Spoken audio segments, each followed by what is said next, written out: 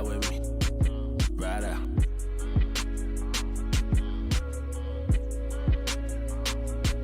Ride with me. That's right. That's right. Ride with me. Ride around we go. Ride around now. Ride around we go.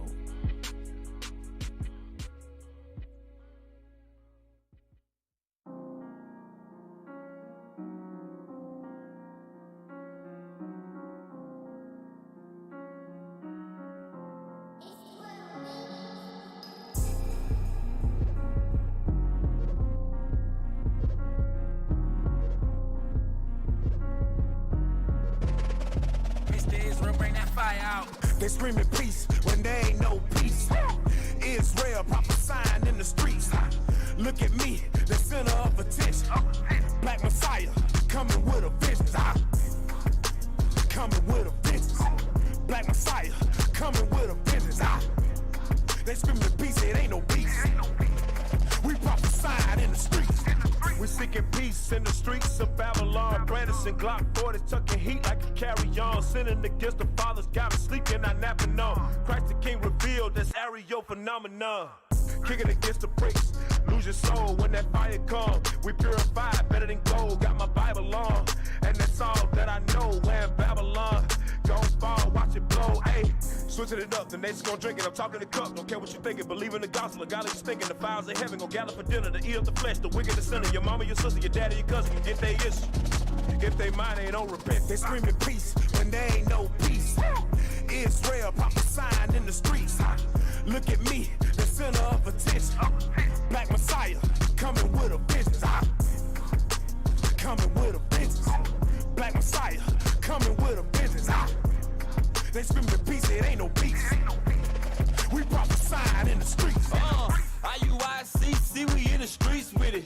Beasts with it, we the kings and the priests with it. My people sleeping, got them dreaming in the sheets with it. So we spit that holy fire, bringing heat with it. We out here fighting for better days. Most sins make better slaves. Gotta come together on the 7th day. Lose 11 and I levitate. 1 plus 11 heaven gates. 12 tribes, no reprobates. Kingdom come, I can never wait. But the patient saints never separate. Christ coming back with a legion of them angels. Picture perfect prophecies, trying to find my angle. Hung up from a tree and they watch his body dangle. So the vengeance of the Lord coming down, you in danger. They screaming peace when there ain't no peace. Israel prophesying in the streets. Look at me, the center of attention. Black Messiah coming with a vengeance. Coming with a vengeance. Black Messiah coming with a vengeance. They screaming peace, it ain't no peace. We prophesying in the streets. Golden wedges of Ophir. Look at here, we the prophets of the Most High, the only God I fear. Killing your career as a Christian, shed a tear. Jesus take the wheel, I'ma let the scripture steer. Joseph interpret dreams, but I don't think he could imagine it. See to the last days, Jacob told him this would happen. And we letting loose, we some loose cannon. Patient saints on the scene, and this kingdom we commanded. Purple and gold, no LeBron James. With King Christ, we gon' see better days. Now you not free cause you got money, you a slave. The Most High on his throne, beholding all thy ways. They screaming peace when there ain't no peace. Israel prophesying in the streets. Look at me, the center of attention. Black Messiah coming with a vengeance. Coming with a vengeance. Black Messiah coming with a vengeance. They screaming peace, it ain't no peace. Sheesh.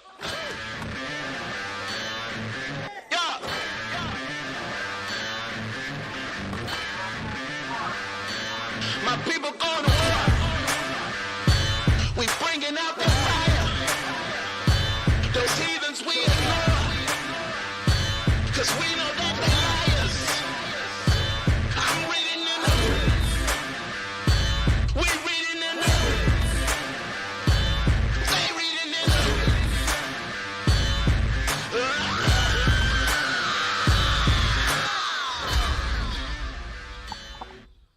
Hey, shalom, shalom, shalom. Mosai and Christ bless Israel. Welcome back. You are tuned in to In the Scripts. Reloaded.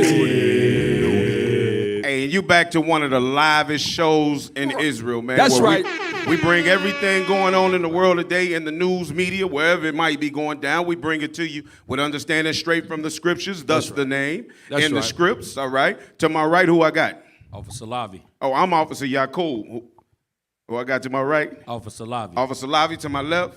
Officer Shema. To my right. Officer Kashaw. To my left. Officer Jacob. Officer Jacob. All praise. This is the crew. We missing a couple of people. Of course, Cap is not here, so that goes without saying that we missing him. But then we've got Officer Kareem. Yeah, I don't know what's going on with that brother's stomach, man. Yeah, I don't it's know been what's going around. It's been going around. Yeah. I don't know what's going on with that brother's stomach, man. And then we got light-skinned Jacob. LSJ. LSJ is out. So we're going to miss you, brothers, man, but we're going to try to bring it in the best way that we know how. That's right. As everybody can see by the title of the show, tonight's show is titled Mob Spirited, the Murderous Mafia Mindset. We're going to deal with gangs, right?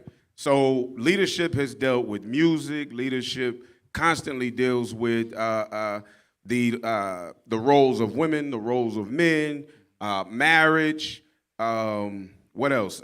History, right? Like our hidden history. We've got Deuteronomy 28. It ain't no topic that leadership ain't touched on. Yeah. It's nothing. And so we know what we've been into for the last couple of months, right? Right. So we're gonna deal with gangs, but we're gonna deal with where the history of gangs in America comes from. Bring it out. And I think a lot of people might be a bit surprised as to where gang culture, just like rap culture, comes from.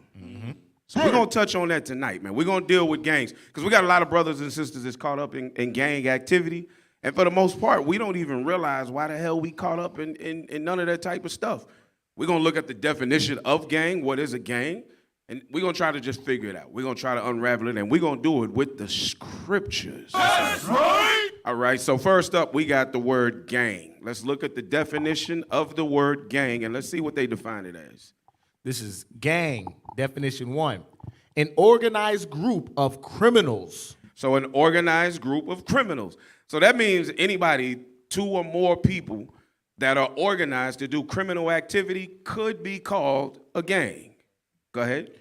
A group of young people involved in petty crime or violence. So now a group of young people, and read it again. A group of young people involved in petty crime or violence. So you know how we see videos of kids running in the mall and they do the grab and dash, right? So that could be called a gang. So, you know, this is here so that we don't get so offended when we see terms being used, right? Because everybody gets caught up on the thing, well, why you got to call our kids gangsters or why are they in a gang? Because we have to understand the definitions that we were given in this bastardized language that we speak called English. Right. This is a gang. So if 2 or 3 young folks are involved in a petty crime or some form of violence, then the term gang can be applied to them here in America in English, right? Keep reading. A group of people, especially young people, who regularly associate together. So a group of young people who regularly associate together. So that's why it used to be a thing, I know, in our time. That's what I was just about to ask. Has it always been gang or did they? Yeah, so in our time, it really was a heavy thing where if you had 3 black dudes in a car riding together, right, you might have just left a football game. You headed to the school dance, and if a cop pull you over, he looking at you like you gang members. Right. And they treat you like you gang members. It's 3 high school kids in a car headed to a dance, and they treat you like a gang member.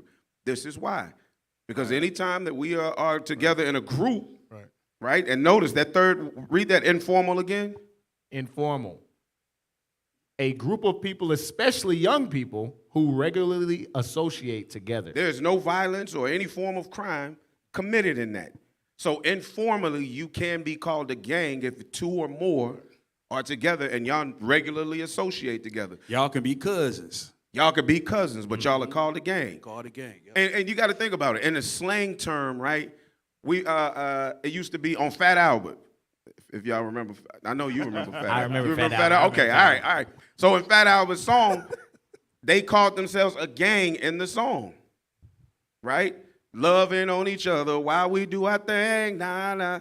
Well, in that song, when you get in the lyrics before that, Hey, it's, hey, hey. yeah, to say with me and all the gang, loving. So the term gang can be used informal just to say it's a group of us that would regularly hang out together, right? But it's always a negative connotation when it's talking about us. Yeah, yeah, absolutely. Always. When they end up on the Always. news, when they end up on the news, it's negative. We never Right. get the benefit of the doubt. Oh, these is friends hanging out, or these just Right. brothers, or These is Right, criminals. right. Right. These is what Hillary Clinton called them? Oh, super predators. Super predators. Yeah. It is a negative connotation. Right.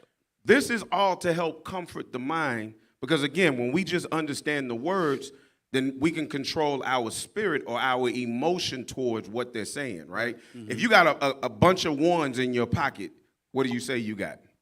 Some money, some dollars, some bills. Some bills. I got a gang of cash. You got a gang of cash. Okay. I got a gang of cash. So in order to help, you know what I'm saying? In order to help deal with what we hear, now I'm not saying that they're not accusing us because like you say, every time they use gang with us, it is a negative connotation. Right. But I just want to show what they say gang is because we're going to have to apply it in a few places throughout the rest of the show. All right?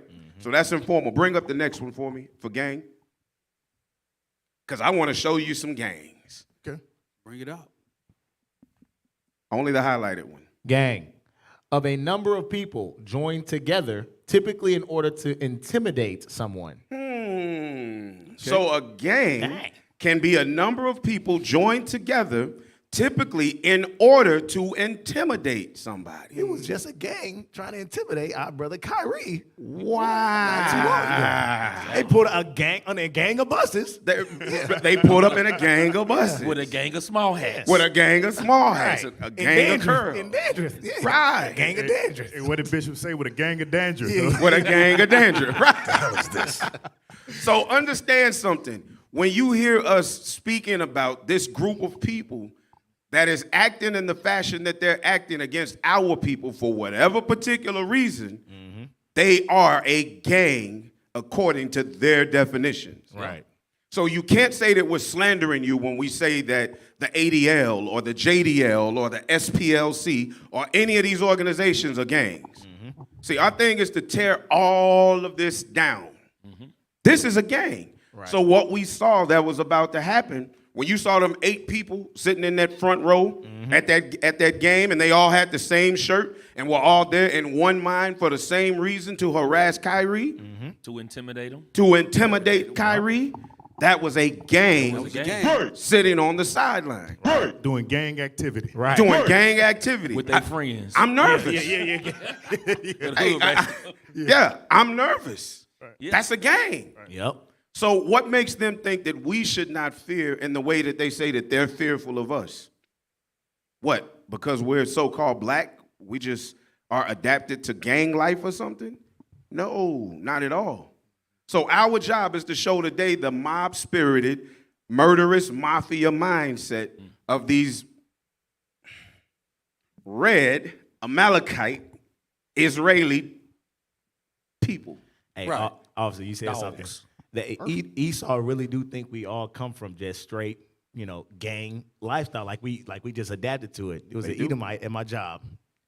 She said she was talking about Colin Kaepernick for whatever reason, and she said, I just don't agree with him. So, like him and where he came from. I just don't respect it. And she said, but if it was you, because you came from nothing. I'm like, damn. I'm like, you don't even know. I'm like, you don't even, old ass white lady, you don't even know me. I came from nothing. She say she just see po folk spirit on you, bro. Yes. Damn. I don't know what it is. Damn. But yeah, they all think we come from, gang life. So let's jump in.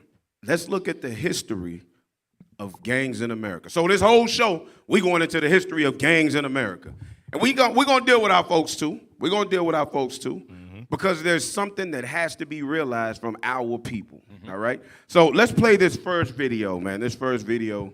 And we're only going to play, remember that first timestamp up to 105. Let's see what some of the early gangs in America looked like. And let's pay attention to the dates. Let it play. Make sure the volume is up, y'all. Now you got to start at 0. Oh, here we go. All right. We starting at 0. We going up to 105. 0 to 105. Okay, I don't see you taking it back. Oh, you got the wrong one up. That's all right. Still do a 0, 105. It's all right. No, sir. Can you take it back to 0? Hey, Lobby. All the way back to 0, Hey, please. Officer Lobby. So would you consider what Jerry Jones and his gang, when they was intimidating, Absolutely. Oh yeah, yep. when they was trying to segregate the schools? Right. That's a game. That was they a were gang, trying to wasn't it? intimidate the young sister, Rudy. Yeah, he was trying to intimidate them. One of the similar words it said was conspire. So they conspired before then They to say, conspired. we need to go over there and intimidate that sister. So But they he don't- said he was just there being curious. Nah, he was part of a gang Yeah. to intimidate. He was in the Part of midst a of them, He was right? in the midst Yes. of it. Yes, No matter absolutely. what Stephen A. Smith says. Absolutely. All right, let's let it play.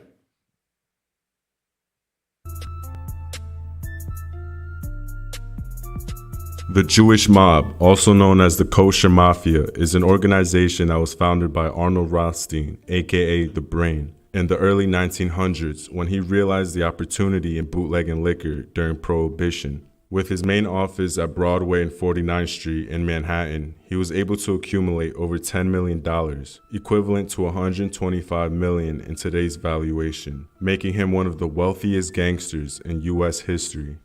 It wasn't the first time he experienced big money. Growing up, he was the son of wealthy businessman Abraham Rothstein. Since a young age, Arnold developed a gambling habit that led to him allegedly fixing the 1919 World Series. Gambling also led to his death in 1928 when he refused to pay up $320,000 he owed from a high-stakes poker game that he claimed was fixed by the other players. On his deathbed, he refused to help police identify his shooter, telling them in quotes, "You stick to your trade and I'll stick to mine." Now, this is interesting because first, how many of y'all knew that there were Jewish gangs? Never knew it. I mean, I ain't know, but the way they move today, they move like gangs. They move like gangs. So, They move like, but understand what he just said. He just showed us that first there was a Jew, or there is, because we're going to talk about the new Jewish mafia. There is a Jewish mafia. This is starting back in the late 1800s. And he was already making he was worth about $10 million, which they're saying is worth about $100 million today, or 125. But honestly, I think it's more because I did the numbers on it. But notice, he didn't come out of a condition where he was a poor kid fighting for his life. Right. They're telling you here that he did what he did strictly for the money. He went in, he intimidated people, he gained power, and through gaining of power, he built an organization. And Arnold Rothstein is known as the godfather of organized crime in America. And he's an Amalekite. This is Amalek. He's Jewish. He's so the people can really understand. He's Jewish. He's Jewish. Yes, he's Jewish. Yes. Yeah. He ain't no Jew. Right. So you say he's the what again?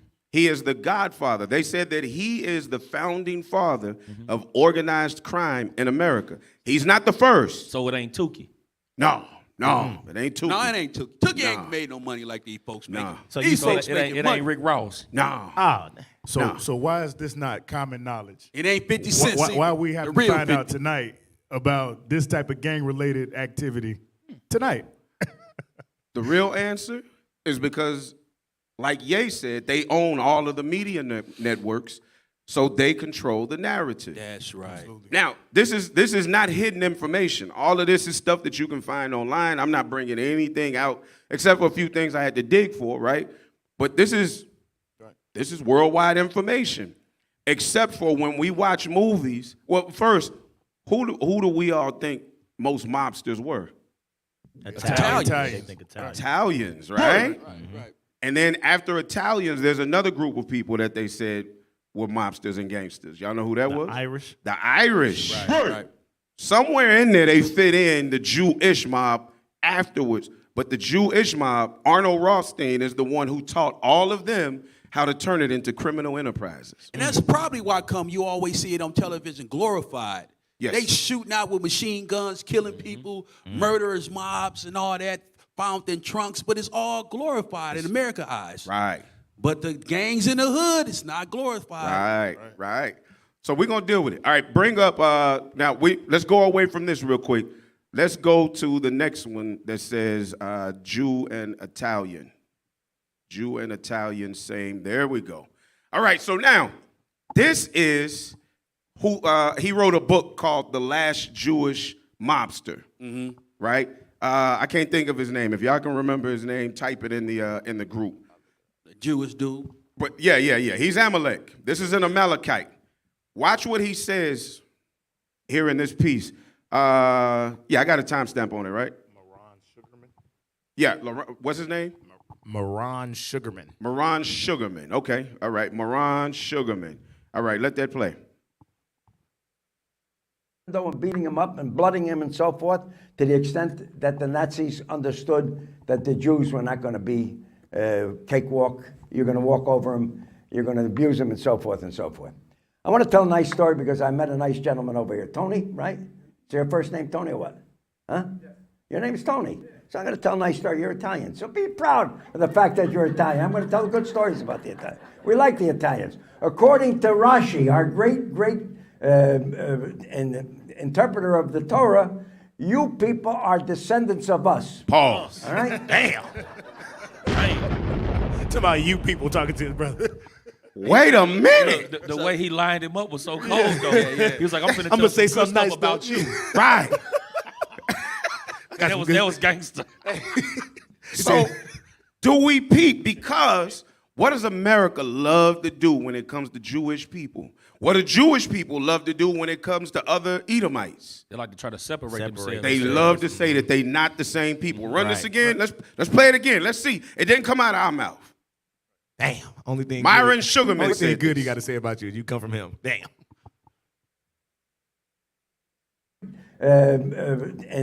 Interpreter of the Torah, you people are descendants of us.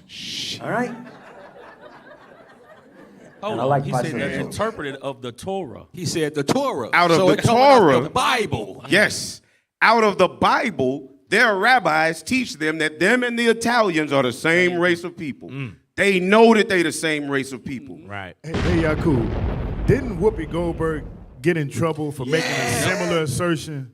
You know, Whoopi Goldberg is black, bro. She can't say what they say. Dang, you're right. We can't say what they say on television. right. But she got They millions get of punished. dollars. She got True. millions of dollars. Doesn't matter. She's black. Damn. Yeah. All right, play the next clip behind this. So he just told us that at minimum, Jewish or Amalekite people are the same race as the Edomites in Italy. Interesting. That is. Yeah. Let it play. You have a different approach. You have a different persona as opposed to somebody's, I always ask the very famous question. Jews tell me, I'm Jewish. Okay, very good, you're Jewish. So I say to them, good, tell me what's the name of the mother and father of Jesus Christ? Oh, that's easy, Joseph and Mary. That's very good. 50% there. What's the name of the mother and father of Moses? Who? Come on, we don't know our own history, our own religion, our own heritage. And this is the most important thing. So if we have this, everything else sort of takes care of itself by itself. Rabbits and Bluma, did I answer your question? Thank you, sweetheart. Yeah, Rabbi David. Make sure it's a religious question, will you? Because you look like a religious guy. He said Jewish people don't know their history. They don't know their history. So it's something that we were talking about even last week, right? How a lot of those, they're so used to living a privileged life because of all that their forefathers have done, that these younger ones, you go to them and ask, who is the father of Moses and who is Moses' parents, and they don't know. They know who the parents of Jesus Christ are, and they don't even believe in Christ. But they're supposed to be Cohen, but they don't know who the parents of Moses are. The hell is this? Amram and Jochebed is the mother. So Amram is his father, a Levite. His mother's name was Jochebed. They were both They were both Levites. It was both Levites. Yeah. Can we get the color of Moses, officers? Let's get the color Let's of get the color of Moses. Moses. Let's get the color of Moses. Go to Exodus 4 and 6. Did he Matter of look- fact, go to Exodus 4 and 16. Did he look like this 4 and dude? 14. Officer Shema, did he look like this dude? Nah, he don't look like him at all. He don't look like Sugarman. Go to Exodus 4 and 14. He got sugar in his tank. Because Moses had a brother as well. That was a Levite named Aaron. So if they was brothers, we'll read that. Exodus 4 and 14 real quick, and we're going to go to Exodus 4 and 6. The book of Exodus, chapter 4 and verse 14. And the anger of the Lord was kindled against Moses, and he said, is not Aaron the Levite thy brother? So that means Moses and Aaron is brothers. That's all I wanted out of that. Now jump to Exodus 4 and 6. Read down to verse 7. Verse 6. And the Lord said furthermore unto him, put now thine hand into thy bosom. So now the Most High is telling Moses to put his hand inside his bosom, right? Read. And he put his hand into his bosom. And Moses did so. Read. And when he took it out. Now he took it out. Now Moses is taking his hand out of his bosom. Read. Behold, his hand was leprous as snow. Look, Moses, your hand is white. Look. Read. And he said, put thine hand into thy bosom again. Now put it back in there. And he put his hand into his bosom again and plucked it out of his bosom. And behold, it was turned again as his other flesh. As his other flesh. Go to Genesis 2 and 7. Let's see what color his other flesh was. Because Sugarman, We know it wasn't leprous. it was not leprous. It was not leprous. Genesis 2 and start at verse 6. Genesis chapter 2 and verse 6. But there went up a mist from the earth and watered the whole face of the ground. And the Lord God formed man of the dust of the ground. So that mist turned into mud, and the Most High started forming man out of mud. What color is mud? Is it white or is it black? Black. The Most High formed man from the dust of the ground. That's the right. first man was black. That's Moses and Aaron, the Levites, was black. That's right. And these folks got caught in a lie again. That's right. That's right. So, hey, Numbers 26, I think 58, 59 is you can read, about the Levites, and then it comes down and it tells you Moses' father and mother's name, and it tells you they're the parents of Moses, Aaron, and Miriam, who was turned leprous for speaking against her brother. Right. Leprous. They were turned white. So I don't know. And that was a punishment. That was a punishment being turned white. Right. So that's the curse. Right. Yes. Right. That's the real So the curse. black skin ain't the curse. Right. Can somebody tell Sammy Sosa that, please? Man, look. He what you call that? What Sammy Sosa in that racial? He's racial idolatry. He's a Racial racial idolatry. Yeah, he's caught up in that. Right. So this is a mobster, a Jewish mafia or mob member. And he's saying that they are the same group of people, right? We're going to touch on that more. All right, cool. Now, let's go to the next one. Let's see the name of the article that we're about to dig into, because I want to show you a gang in modern times. What is the name of that? Show me can I get the front of the article to see the picture that's on it? Is that possible or no? All right, cool. That works for me. So right now, this is something from the SPLC, Southern Poverty Law Center, right? And you think they are unified in the sense that if they do something great, they all gonna stand for each other. If they do something wrong, they still gonna stand for each other. They might say, hey, blah, blah, blah, but they ain't never gonna turn their back on each other. Right. So, they have a designation on here, but it means nothing because this group does a lot of stuff, and we're gonna show that. All right, let's go. Let's dig into that piece where the article is, what we want to touch on. Give me that first. Now, the name of the group that we're looking at is called the Jewish Defense League, or the JDL. We want to check out the JDL because the JDL, like the ADL, actually are both gangs. By definition, these are gangs, right? I say the ADL because we just saw what the ADL did, right? What's his name? Greenblatt? I forgot his first name. Greenblatt from the ADL, the one that's been speaking out the whole time. You know what I'm talking about? Yeah. So Greenblatt from the ADL, the chairman or CEO, whatever they call him, chairman, I think, was speaking out, and he was telling a story about how Adidas acted too slowly in breaking their relationship with with Ye. And he had to go to them and basically let them know until y'all do what it is we want y'all to do, we gonna blast y'all every day in the media and in every way that we can until y'all fold to what we want you to fold to. Intimidation. Intimidation. He even brought up, I believe when I read about it, he brought up the origins of Adidas, how it was started by two Nazi party members. Right. That was them that spread that. Right? So let's look at this. This is the Jewish Defense League. Let's read about that. Its inception was part of the white backlash surrounding the New York City Teachers Union strikes of 1968. So they were out protesting for teachers union in New York. But it wasn't for everybody. It was for their people, right? This is in 1968. Now, this is interesting because we were in the streets in 1968 too. But we were being torn down.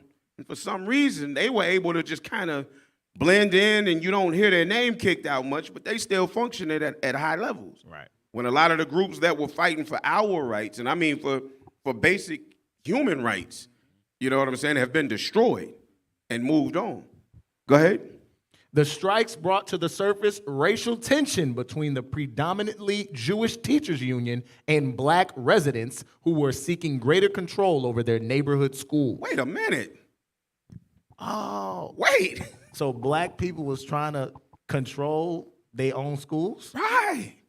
And they got backlash for this? They got backlash for it. I think this? So there would be some kind of connection between this and then the Jewish forefather, the one that said we don't want them being teachers, men of the learning. General Education Board, 1901. So this is 50 years, 50 years, 60 years later. It all ties together. Wow. So the General Education Board was started by Rockefeller. If you go and look them up, or you look back at the show from last week and the week before, we brought out what was said by them. This is all a continuation. The Jewish Defamation League is in the streets fighting for Jewish teachers against blacks in the community who want control over their education. At the same time that we're in the streets fighting in 1968, what year was Dr. King murdered? 69, was it 69? 67, 68. At the same time that we were fighting for our rights, there was somebody that was coming against us saying, no, we don't want you to be free. Put two and two together, y'all. A gang is a group of people that are together for the purpose of intimidating other people. That's right. The JDL is a gang. All right, let's keep reading. To this day, they doing the same things. This, coupled with black demands for more civil service jobs, stirred the already hostile racial climate in Manhattan's neighborhoods and led working-class Jews in the outer borough to join the JDL. Kahan, who then wrote for the Jewish Weekly and... Hold on. Yeah, bring up the next one. An Orthodox periodical. Bring up the next. Yeah, he got it coming. Yep, it starts at an Orthodox periodical. An Orthodox periodical flooded the tabloids with stories of blacks and Puerto Ricans terrorizing Jews in Manhattan. Wait a minute. Hey. Wait a minute. Why they throw in Puerto Ricans like that? Hey, because they under the curses too. Right. Ephraim. Yeah. That's right, yeah. Hey, they say you might as well throw in them Spanish-speaking niggas too. Right, yes, throwing them Spanish-speaking niggas. So they was able to control the narrative even back then. They was able to control the narrative because black and Hispanics were fighting for the right to control their children's education in their neighborhoods. The ones who, now where did it say that they live? It said that,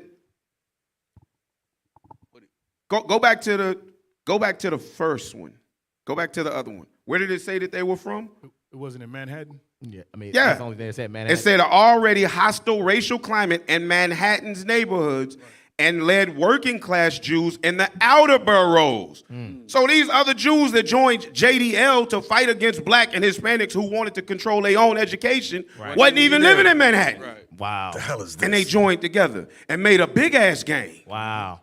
They became a larger gang, Like that gang that was in New York. like the Gang of New York. And you know, in Esau, they understand that they don't even have to be in that city, in that state, but let it be something that Esau understands, like, okay, this will be a ripple effect that'll soon affect us. We need to take some time off, We need to tell our bosses, our boss, our cousin anyway. That's Right, how right. We're gonna go over there and we're gonna have our numbers and we're gonna make them fold. Right.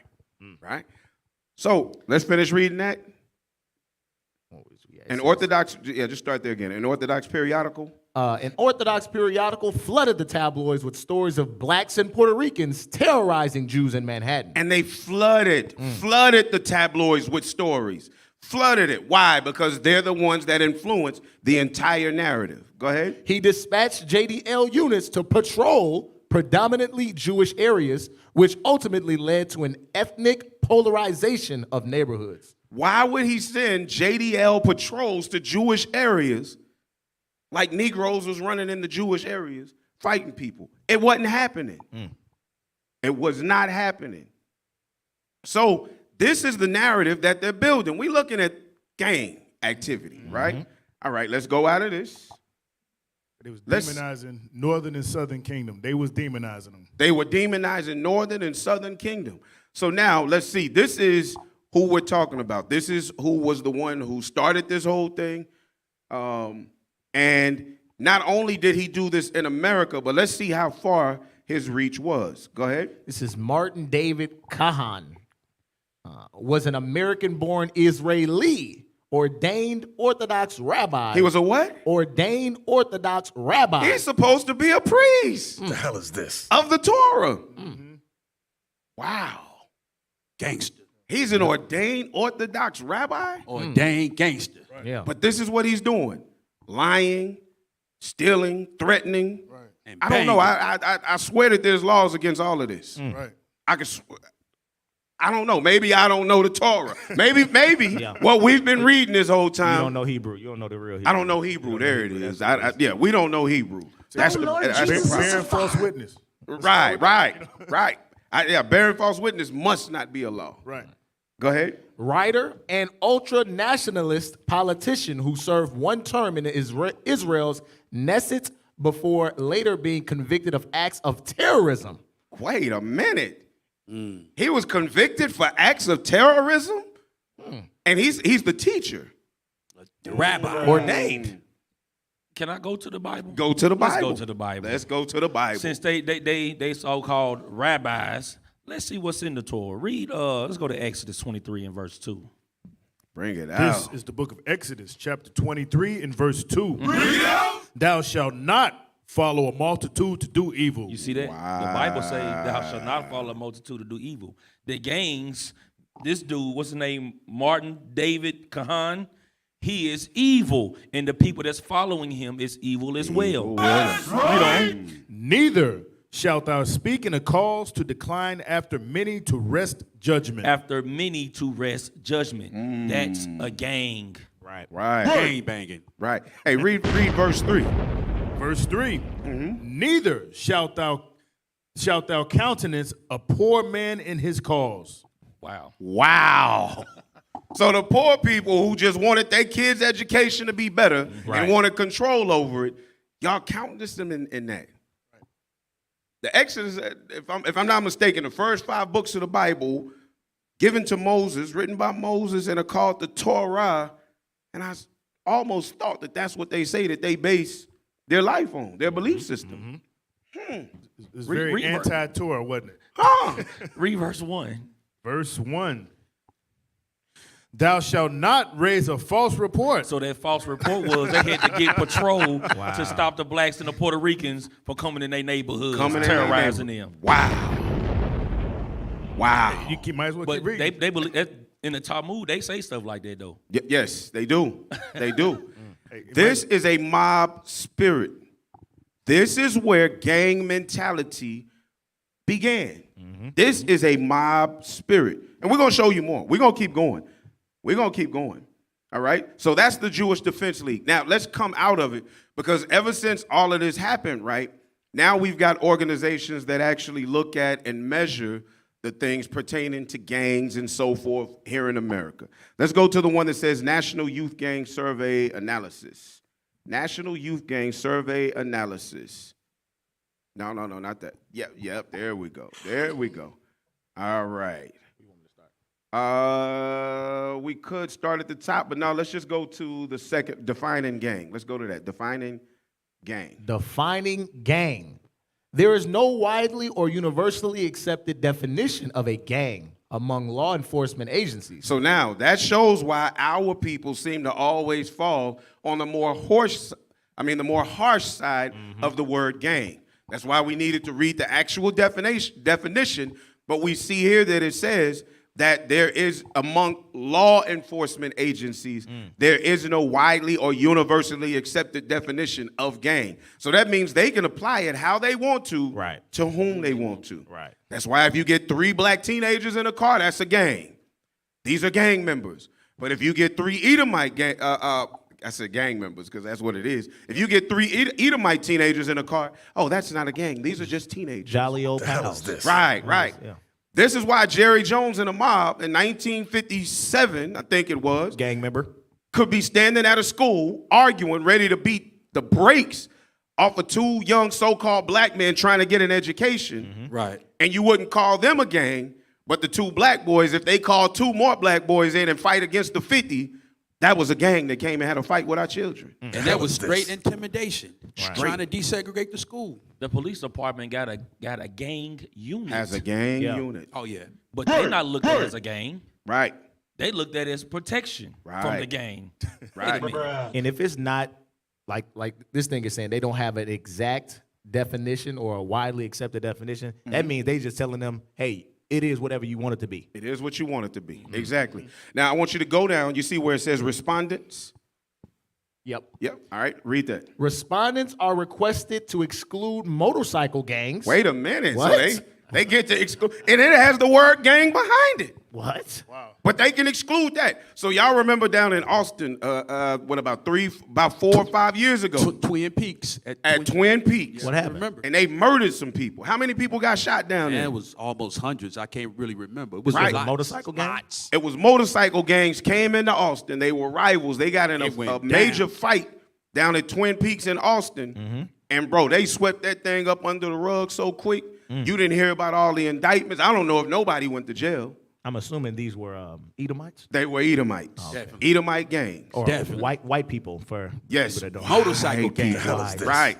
But they said exclude motorcycle gangs because typically when you came back from World War II was when you really started seeing the what quote unquote motorcycle Hell's Angels and all of those guys. You saw black guys gather up, but that you didn't see us piling up to cause harm to nobody. We rode motorcycles just enjoying it. But they say, yeah, don't call them gangs though. And these guys is running around stabbing people, robbing, doing all types of stuff. But they said exclude them though. Exclude them from your thoughts of gangs. So motorcycle gangs, go ahead. Motorcycle gangs, hate or ideology groups. So the KKK can't be called a gang. Prison gangs. Prison gangs. And exclusively adult gangs from survey responses, since these latter groups are characteristically distinct from youth gangs. So if you're an adult piled up and you're walking through Virginia with tiki torches saying the Jews will not replace us, they will not call you a gang. Come on, man. Especially not on Fox News. They're not going to call Right. you.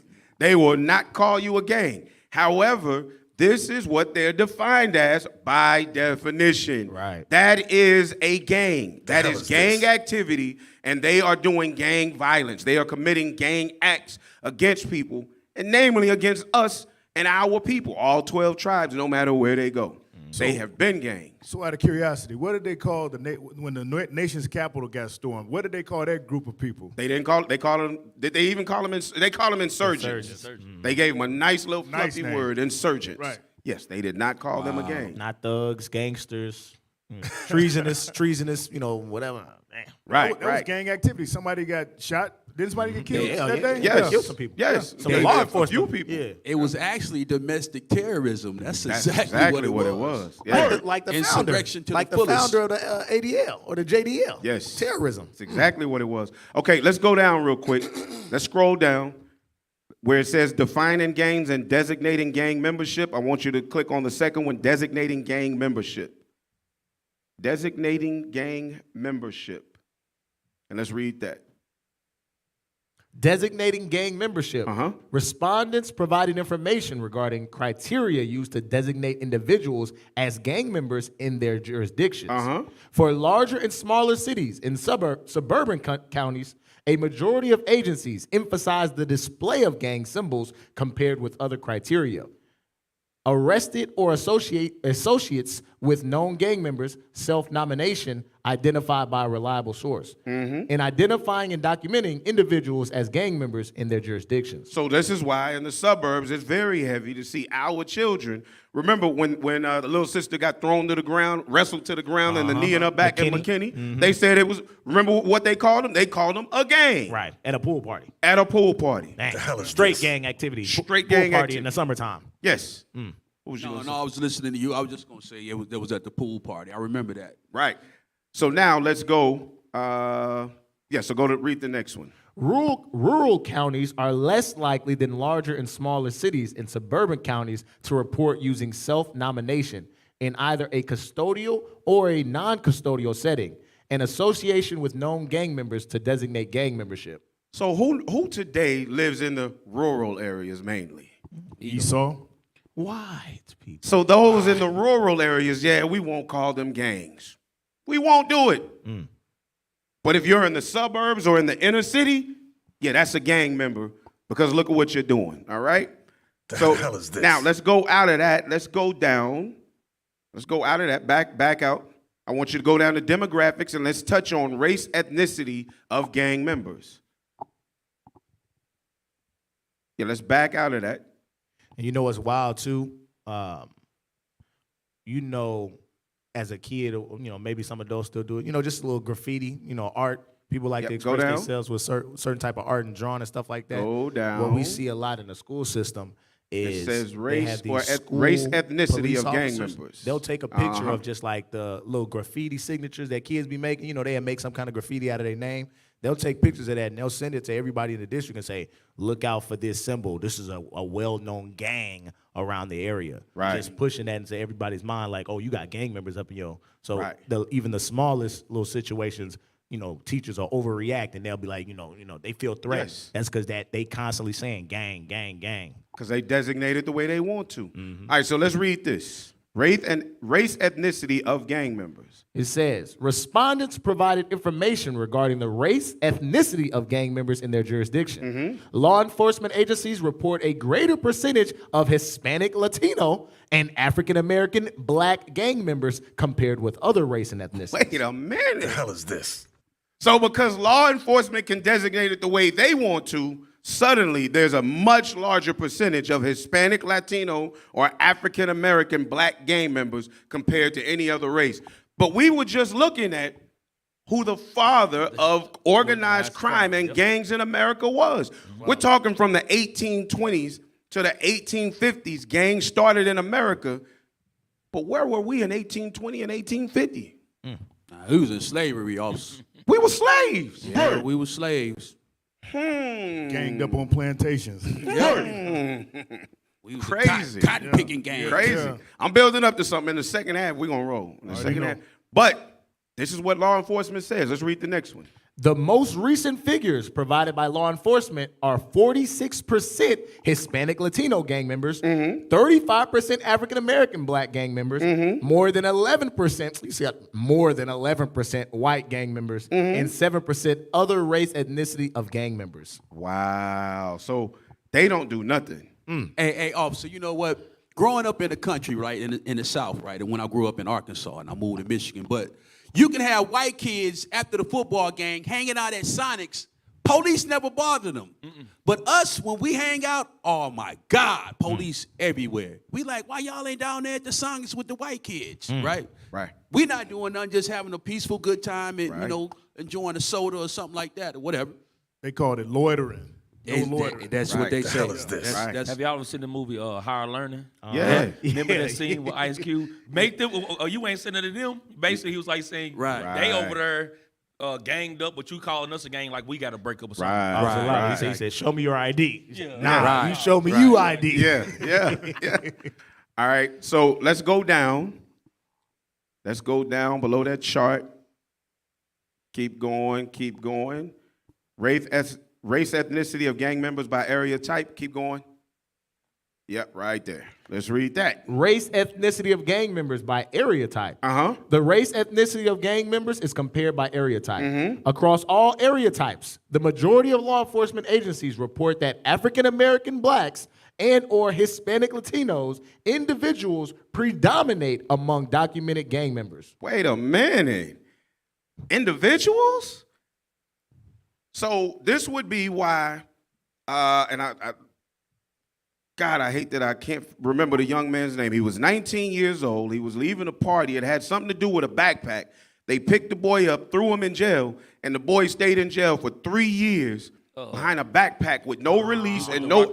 They put him in Rikers Island. Put him in Rikers Island. The boy had all types of mental issues. And when he finally got out, he was out and he lived free for a few years and then he killed himself. Predominant. So even if not in a group, individually, you can be called a gang member, and you're more likely to be a gang member by the law enforcement agencies in these urban cities and in the suburban areas, right? But watch the next one. What does this say? That was Khalif Browder, by the way. Khalif Browder. That's his name. Khalif Browder. Hey, appreciate. Who typed that? Somebody typed that in? No, I just go. Okay. All praises. The second bulletin point. Prevalence rates of white gang membership are lowest in larger areas, but significantly higher in smaller areas, where the rate is more than 1.5 times as high. So they saying in these rural areas that that the gang rate is high. Yeah, because we don't live out there. We can't afford to buy 15, 20. And I'm not saying, but if we lived out there, we would be designated a gang out there if 2 or 3 of us gathered together. We'll be hanging out with each other. Right. We be hanging out. So the only reason they saying in rural areas that their gang rates of white people are high is because they the ones that live out there. But if we was out there, they'd be tearing our ass off the bone. Thanks. We'd be tore off the bone. We can't afford that land. I want some good land. I want to be able to raise some tomatoes and some peas and some wild onions and some chickens. And, I want to be able to do it, but we can't do it. You'll be called the farm gang. You will be in the farming gang. You might be a farm gang. This is true. So we see here how they lay out the demographic for gangs. We saw where gangs started in America, right? Organized crime, because we saw the definition, right? All of this. Okay, let's come out of this. Let's go and look at this next article. Dangerous, growing, yet unnoticed. Dangerous, growing, yet unnoticed. Dangerous. Wow. Oh, go ahead. Dangerous, growing, yet unnoticed. The rise of America's white gangs. The rise of America's white gangs. The rise.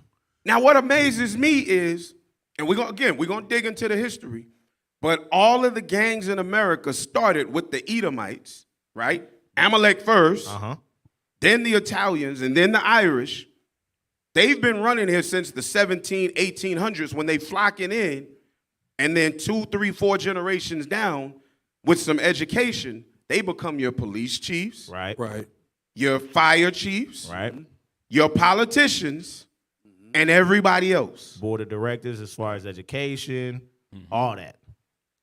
And they constantly pick at and intimidate our people. Yeah. So it's not that this is a rise of white gangs. This is a rise of white street gangs again, because they looking at them like, how the hell y'all doing that on the streets when all you got to do is fake like you went to college? Right. And we'll give you a job. We telling y'all ain't banging right. Y'all youngsters don't know how to bang. Right. This is how we bang. Yeah, they say we get a bang in the haircut. courtroom. Right. We bang making these laws. With these laws in the doctor's office. So check this out. Being a gang go back further than the 1800s. Because when you read about it, it says intimidation, right? Right.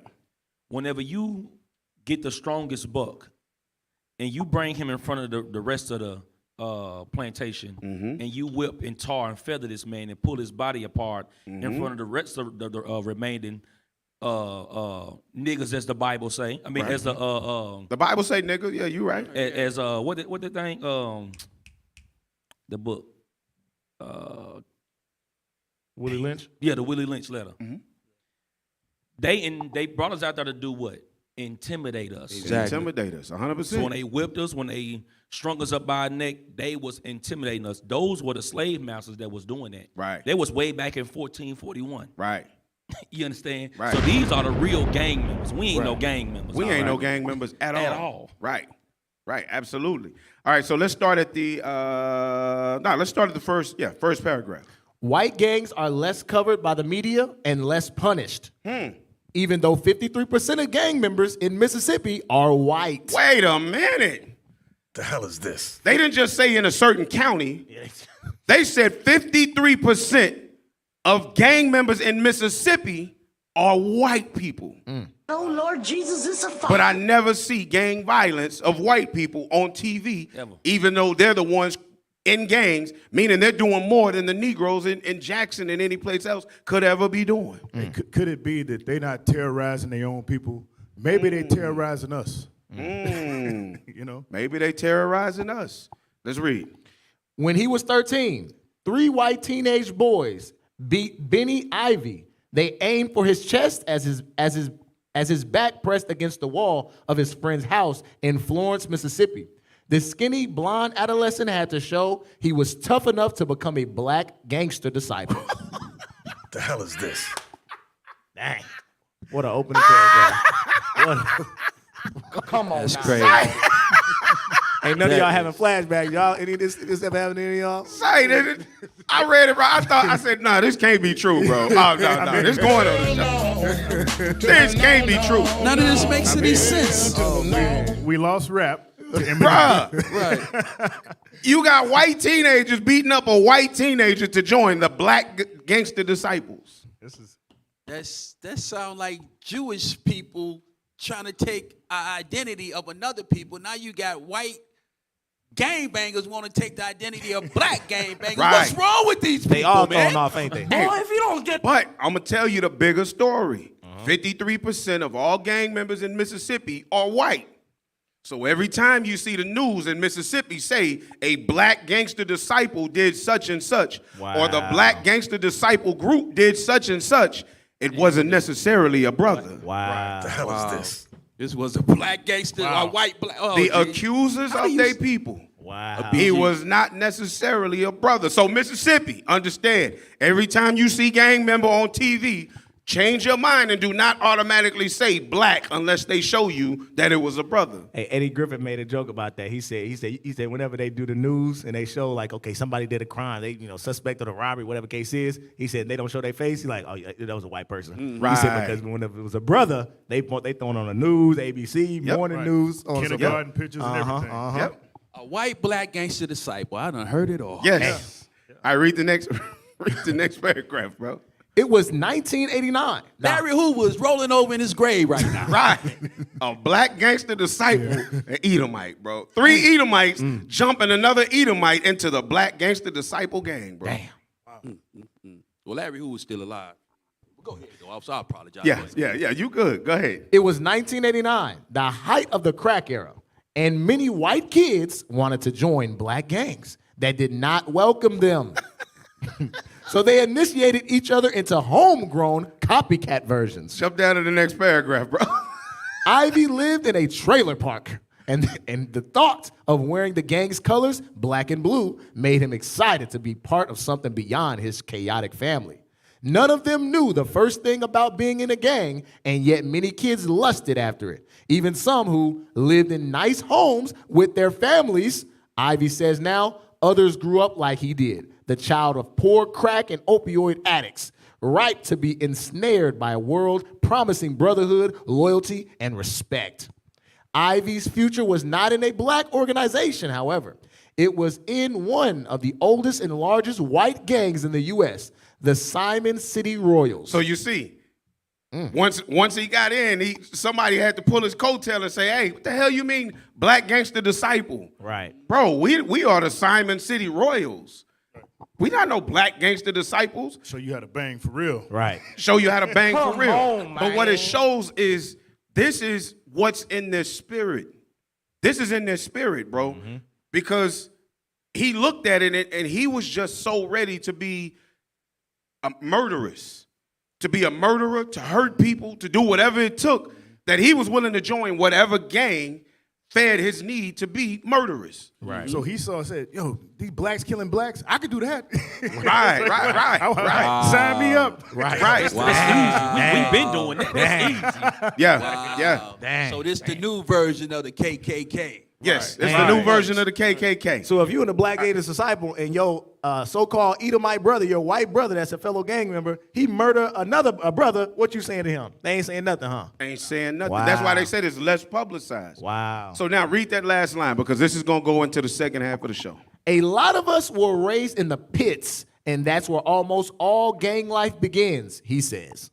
So almost all gang life begins, he says. So in America, when we come back for the second half, we're going to see how gangs, we're going to go back to the beginning. We're going to look at the videos. We're going to build on it and show how gangs in America were established and who established them and how they affected our community, all right? Officer Yakub, this was checkmate. Yeah. I didn't think you could top last week, but you did it with this one right here. This All praise to the Most High. All praise to the Most High. Praise. So we gonna go into black gangs or just gangs in general when we get back? We're going to go into gangs first, showing where they originated, the buildup of the history, and how it affected our people into today. All praises. Yep, All praises. yep. Let's All right. hurry up and get back then. Let's Hey, go through it. you were tuned in the script? Listening to Reloaded.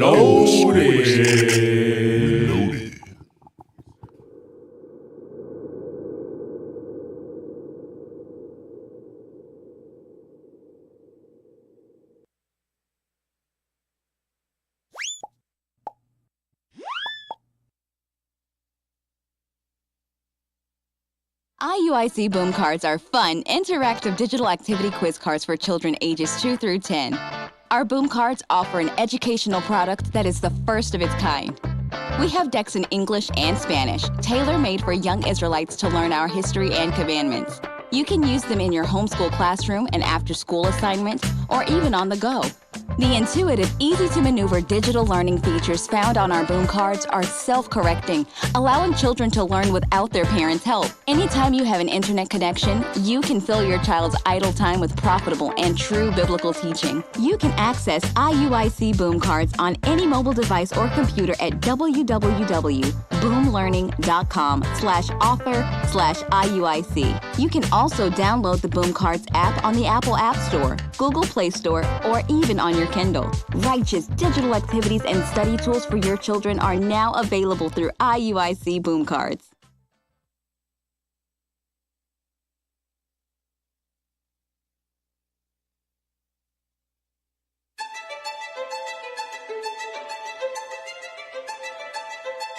It looks more like a military group than anything else, but I'll read what they have. You said something about it looked like something.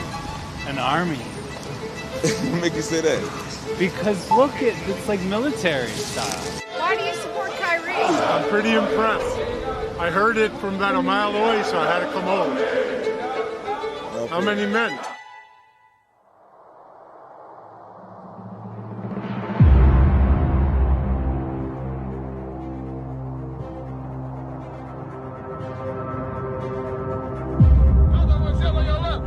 Uncle was there where you left. Your auntie was there where you left. Cousin was there where you left. Brother was there where you left. Sister was there where you left. Father, your mother, your uncle, your auntie, your cousin, your brother, your sister was there where you left. 12 tribes! 12 tribes! 12 tribes! There's something that was said that has never been done or seen before. Unity of our people. We are the 12 tribes of Israel. Is that right, brothers? We are the Israelites the Bible speaks of, and we will not apologize. We're going to teach this truth come hell or high water. Christ said the gates of hell shall not prevail against us. I want everybody to understand that. In Ephesians chapter 4, verse 3, the Lord said, endeavor to keep the unity of the Spirit in the bond of peace. Let's hear it. Unity! Unity! Unity! Unity! Unity! And we will not ever bow the knee or apologize. So at that, brothers, who's the king? Who's the king? Who's the king? 12 tribes! 12 tribes! 12 tribes! 12 tribes! Unity! Unity! Unity!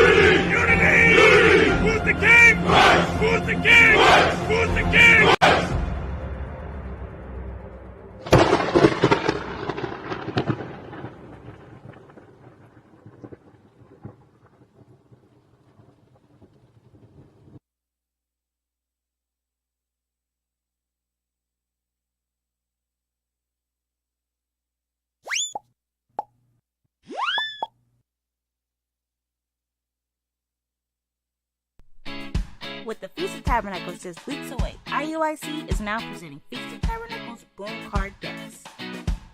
The perfect tool to teach your little prophets and princesses all about the Feast of Tabernacles. These Tabernacles Boom Card Decks are available in both English and Spanish. Grab yours today by visiting www.boomlearning.com/author/IUIC.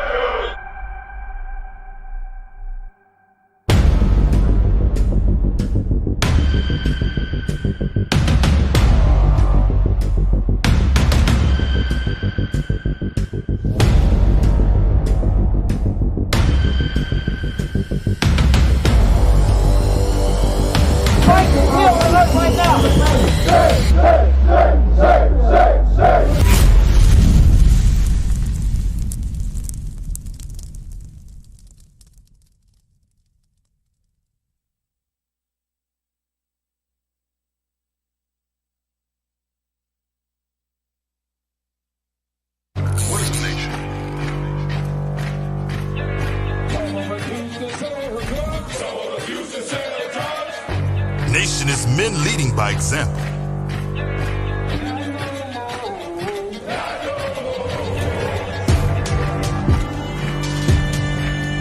Nation is family.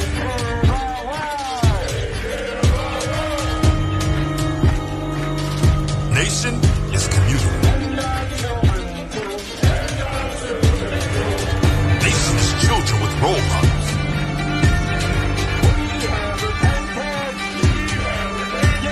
Nation is unity.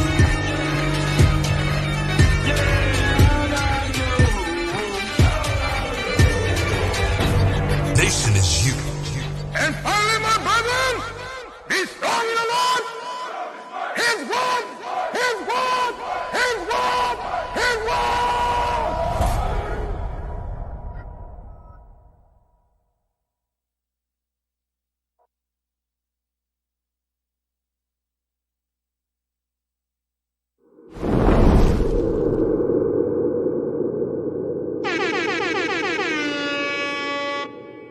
You're listening to In the Scripts Reloaded. All right, all right, all right. We are back for the second half. We're back. We are back. Remember, we're going in mob-spirited, the murderous mafia mindset. And right now, what we're going to touch on is the history of gangs in America, basically where organized crime comes from in America, how it was established, and how it has affected our people all the way up until today, all right? So let's jump straight in. Let's start with this first video. So as we were talking earlier, there was a guy, an Amalekite, or a Jewish guy, for those that don't understand what an Amalekite is. There was an Amalekite named Arnold Rothstein, all right? Arnold Rothstein, all right? So mobster and gambler, Mr. Big. So where do we recognize Mr. Big from? Certainly not from Jewish Mafia, but from who? B.I.G.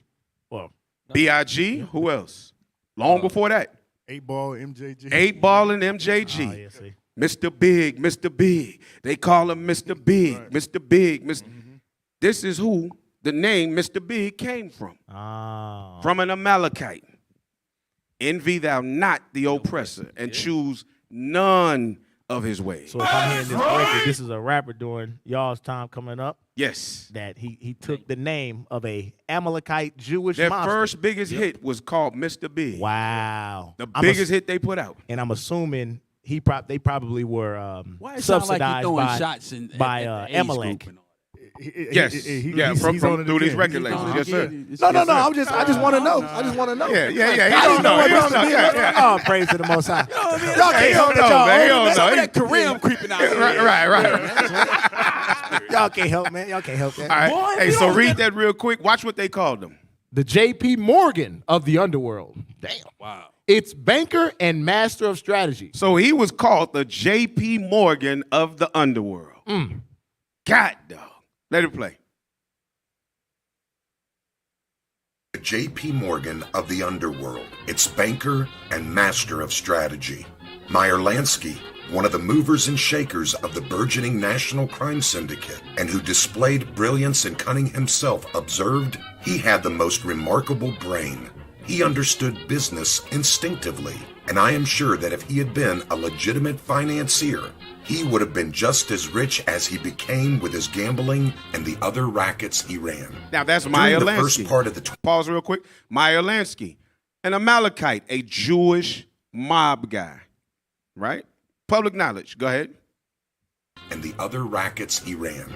During the first part of the 20th century and up until his death in 1928, the kingpin of the New York... Just real quick. Right. Because they was like, they glorifying him what he would have been had he not been doing things on the illegal side. Right. Well, he was basically just saying he still would have been rich. Right. If he had done it on the legal side, he still would have been just as rich. Yeah, because how smart he was. Right. They were trying to say how smart he was, but when it come to so-called blacks and Hispanics, they ain't talking about how smart they was. They calling them criminals and all kind of stuff. There's a lot of the hell is this? crack dope dealers in the hood. That's some smart businessmen. If we want to, if this is what we doing now. Yeah, but they won't call them that. Right. Yeah. I see your point. And one thing I want to say real quick, for them to say that this man had like the most remarkable brain, he would have had to examine the whole matter and say, you know what?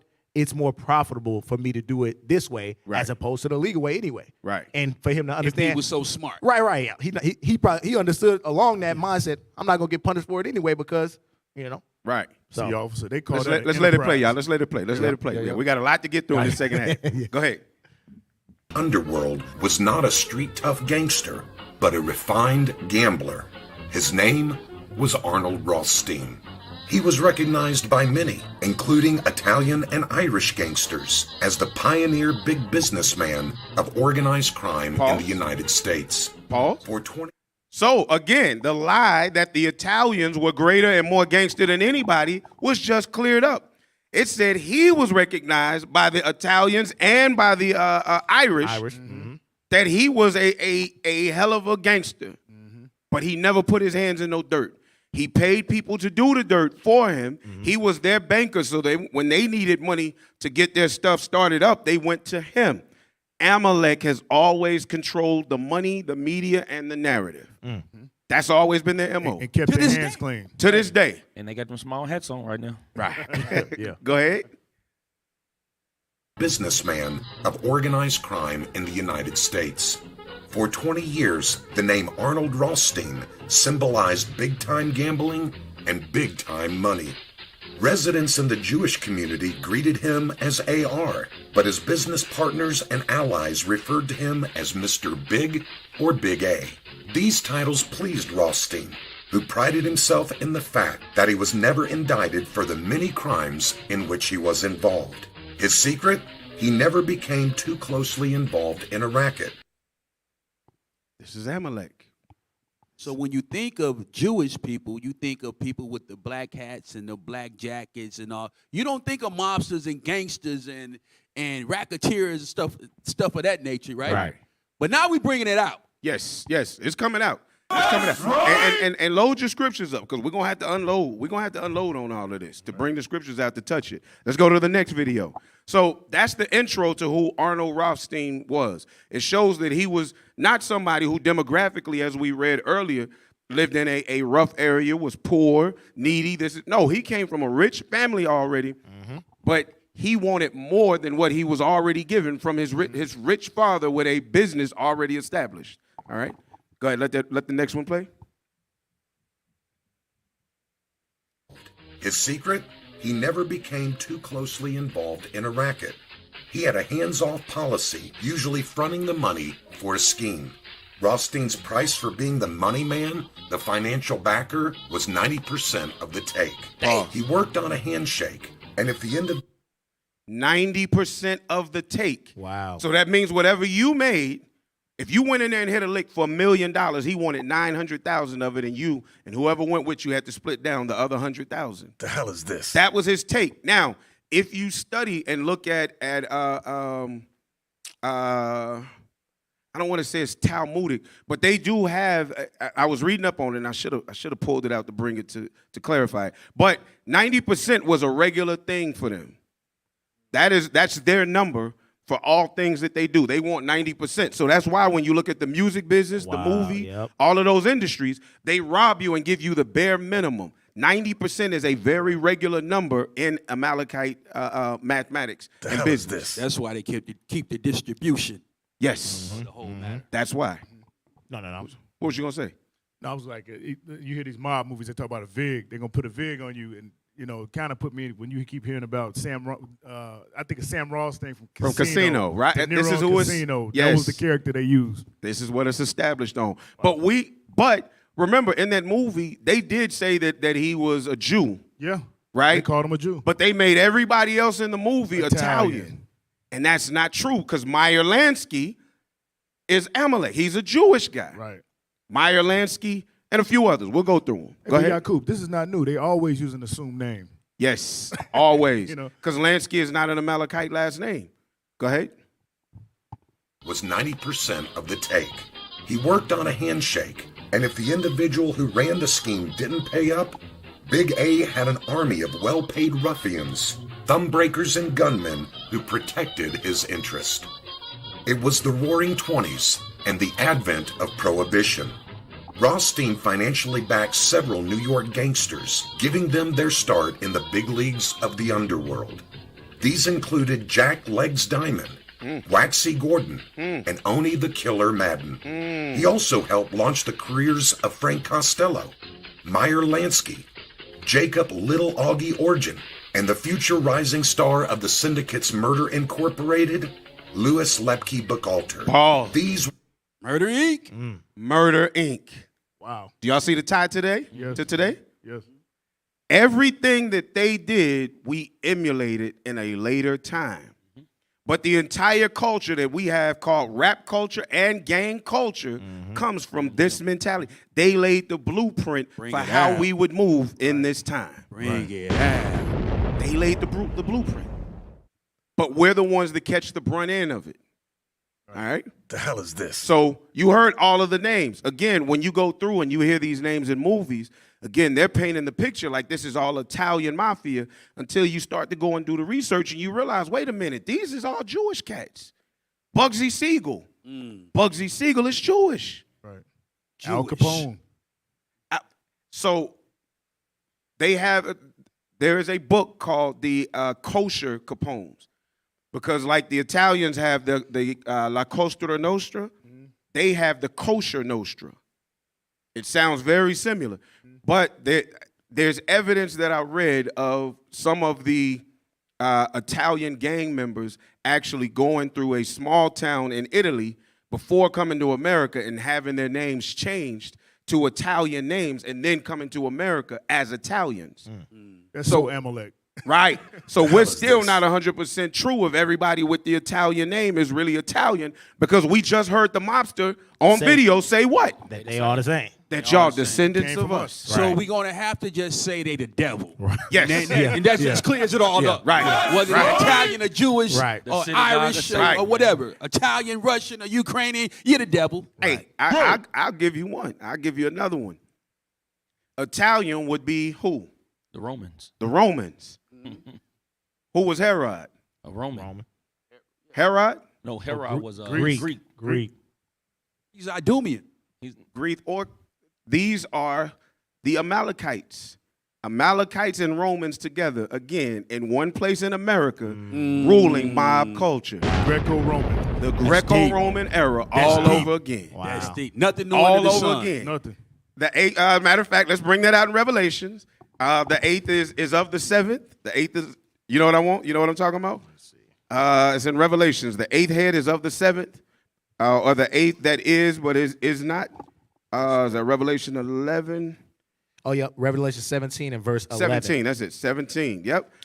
Start at verse number 10. The book of Revelation, chapter 17 and verse 10. And there are 7 kings, 5 are fallen, and 1 is, and the other is not yet come. So 5 kings, we know who those 5 are, right? We talk about those 5 kingdoms, we talk about those 5. Then we talk about one that is fallen, and then one that is yet to come. Go ahead. And when he cometh, he must continue a short space. And the beast that was and is not, even he is the 8th and is of the 7. So pause. Go back to the beginning. And the beast. And the beast that was. Pause. That's Rome and Great Britain.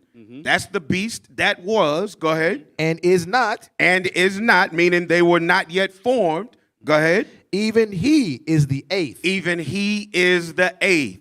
So that 7th beast, which would have been Rome, Great Britain, that but now is not, is when America was formed and became that 8th beast. Right. So this is Rome, and this is the Amalekites or the Greek Orthodox, because remember, Greek Orthodox is Jewish. They follow Catholicism as well. You've got some Greek Orthodox, but when you go to Israel, you've got Greek Orthodox that's acting as Amalekites, right? So you've got them in there still keeping that same custom, and they brought all of that to America, doing the same thing again, piled together. So America, all it is an extension of Rome, and everything is just happening right here in America all over again. Right. It's all happening over again. Finish reading that.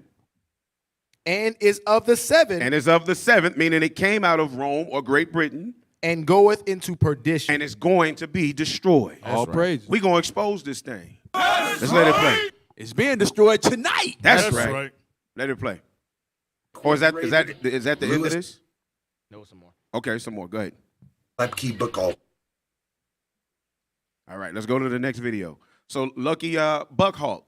So again, his name was something else. He changed his name even. So it's no different than what most of these guys do when they come over. They change their names to hide out.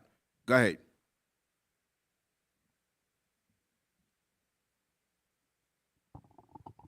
The third video. Yeah, mode of operation 2. Amalek, they think they slick. We just because you change your name don't mean we ain't gonna. The Most High revealing this thing. We know that it's y'all. They say y'all come over as Italians, y'all come over as Irish. We can't all come over there as all Jewish people. It's gonna look too obvious. Right. They said so. Let's mix it up. Let's add some diversity in there. Because when they were getting kicked out of the whole problem in Germany, I have to bring that out another time. Lord willing, we'll be able to do another show on it and bring out more on it. Peel back some more layers, because when you look at what was happening in Germany, and I'm not about to sit here and go into this whole thing about Auschwitz and da. I just want to go into the core of why what happened, right? The reason that it was happening was because they had gotten in there, worked their way into their system, was sitting in high government positions, and was basically lobbying that like they do here, and things were beginning to turn their way in Germany, and the Germans said, nope. This is our land, y'all our brothers, but we ain't having this mess. Right. and they shut it down. And there's some crazy stuff going on there too, but that's a whole nother history. All right, go ahead and let that play. During the second decade of the 20th century, Big A was moving on up. He relocated into New York's entertainment and red light district known as the Tenderloin, Where all the in hoes the heart is at. of Manhattan. That's where the hoes is at, the Tenderloin. Go ahead. He opened a posh gambling den, gleaning more than $10,000 a week in profits. That's close to $200,000 in today's money. As the decade rolled on, Rothstein was a multi-millionaire, owning numerous nightclubs, gambling resorts, and brothels. In 1990, If they say $200,000 a week, $200,000 a week. But did you hear the businesses that he opened up? brothels, nightclubs, and gambling spots. Everything that pushes all evil. Give me that in the book of Maccabees. You know what I want? Give me that in the book of Maccabees. Book of Maccabees. The book of, where we at? Yep, start at verse number 7. The book of 1 Maccabees, chapter 1 and verse 7. So Alexander reigned 12 years, and then he died. And Alexander was a Greek, right? He was a Macedonian, or what we call Greek. Go ahead. And his servants bear rule, every one in his place. And let me prove that. Go up to verse 1. Verse 1. And it happened after that Alexander, son of Philip, the Macedonian, who came out of the land of Chittim, had smitten Darius, king of the Persians and Medes. And that's because Chittim was conquered by the Edomites. All right. So no, the Japheth is not Edom. That is a lie. They used to be in Chittim. They used to be in that land first, but the Edomites conquered it. And so they took over it, they kept the name, and they began to call themselves the people of Chittim. Right? Yes, they began to call themselves by that name, all right? Go ahead. That he reigned in his steed, the first over Greece. The first over what? Over Greece. So Alexander was Greek. Jump that back down to verse 8. Verse 8. And his servants bear rule, every one in his place. And he had 4 servants. He had, somebody name off the 4? Cassander, Ptolemy, Seleucus, Lysimachus. These are the 4 that came after him that verse 8 is talking about. Go ahead. Verse 9. And after his death, they all put crowns upon themselves. So did their sons after them many years. And evils were multiplied. Were what? Were multiplied. Lessened. Were multiplied. Evils were multiplied, read. In the earth. In the earth. So when they came into place, these Amalekites, Edomites, by descent, when they came into place, evils were multiplied. So this is why he would be called the organizer of organized crime, the forefather in this country. It's not like it wasn't already going on, but once they got their hands, their claws in it, then they spread it to a much larger rate, and then they began to teach others how to be evil just like them. Obviously, Yakub is crazy because, like, the point that you just made, and it says evils were multiplied in the earth. When you look at Edomites, when they have their organized crimes, they are reaping the benefit of it. Yes. 200,000, you know, Yes. they benefit 200,000. They control the mayors, the governors, so on and so forth. But when you try to envy your oppressor and try to do the same thing that they doing, you just terrorizing your neighborhood. Right. You terrorizing your 3-block Very square. small scale. Yeah, and y'all going to prison. Right. Generation after generation. Right. Let's finish this out. and brothels. In 1919, his fame grew to behemoth levels. Rothstein, through a middleman, of course, named Abe Attell, a one-time Bantam boxing weight champion, paid 8 Chicago White Sox players to throw the World Series in what has infamously become known as the Chicago Black Sox scandal. Though called to The testify White in Sox Chicago- had a scandal. They called it Black Sox. The hell is this? Black gangster disciples. Black gangster disciples. Same thing. What's going on? Wow. Same thing, bruh. The They Black called Sox. it the Black Sox scandal. Wow. Come on. It Yes. was good when it was the White Sox. Everything was clean. Baseball was Right. big. American sport. Now it's Black Sox because y'all threw some racketeering in it. Yes. Now it's the Black Sox scandal. Now it's the Black Sox. Yes. And who do you think ran the media to make sure that these publications went out with Black Sox, these evil back? Not Amalek. Yeah, I think it was. Yeah, it might have been. Go ahead. players to throw the World Series in what has infamously become known as the Chicago Black Sox scandal. Though called to testify in Chicago the next year, Rothstein took the posture of a businessman wrongfully accused. While on the stand, he chastised the grand jury and the city for treating him like a criminal, saying, "Gentlemen, what kind of courtesy is this? What kind of city is this? I came here voluntarily, and what happens? A gang of thugs bar my path with cameras as though I was a notorious person, a criminal even." The grand jury hung its head in shame, and the tongue lashing seemed to work. Big Al was never indicted. Is that not the same posture that Amalek takes today? Man, Whenever exactly. you accuse them of anything, that's the position they take. The hell is this? Anything. We just saw in the ADL that we don't want y'all taking y'all's education system back or taking over y'all education. So hey, let's take some people. Look, man, y'all go and protect these neighborhoods. Hey, media, put it out there that blacks and Puerto Ricans are coming in and they're attacking our people in neighborhoods. It's the same thing. And they said he was never indicted for what he did. Wow. Was never indicted. When I watched the full video, a full documentary on this dude, I promise you, it seemed like the exact same story as Cain. Wow. Because when he ended up getting killed because he refused to pay for a deal, but because he was so used to swindling people in card games and deals that he never thought he could lose. So when he genuinely lost, he couldn't beat somebody, he refused to pay the dude the money, and the dude had him knocked off. Wow. Yes.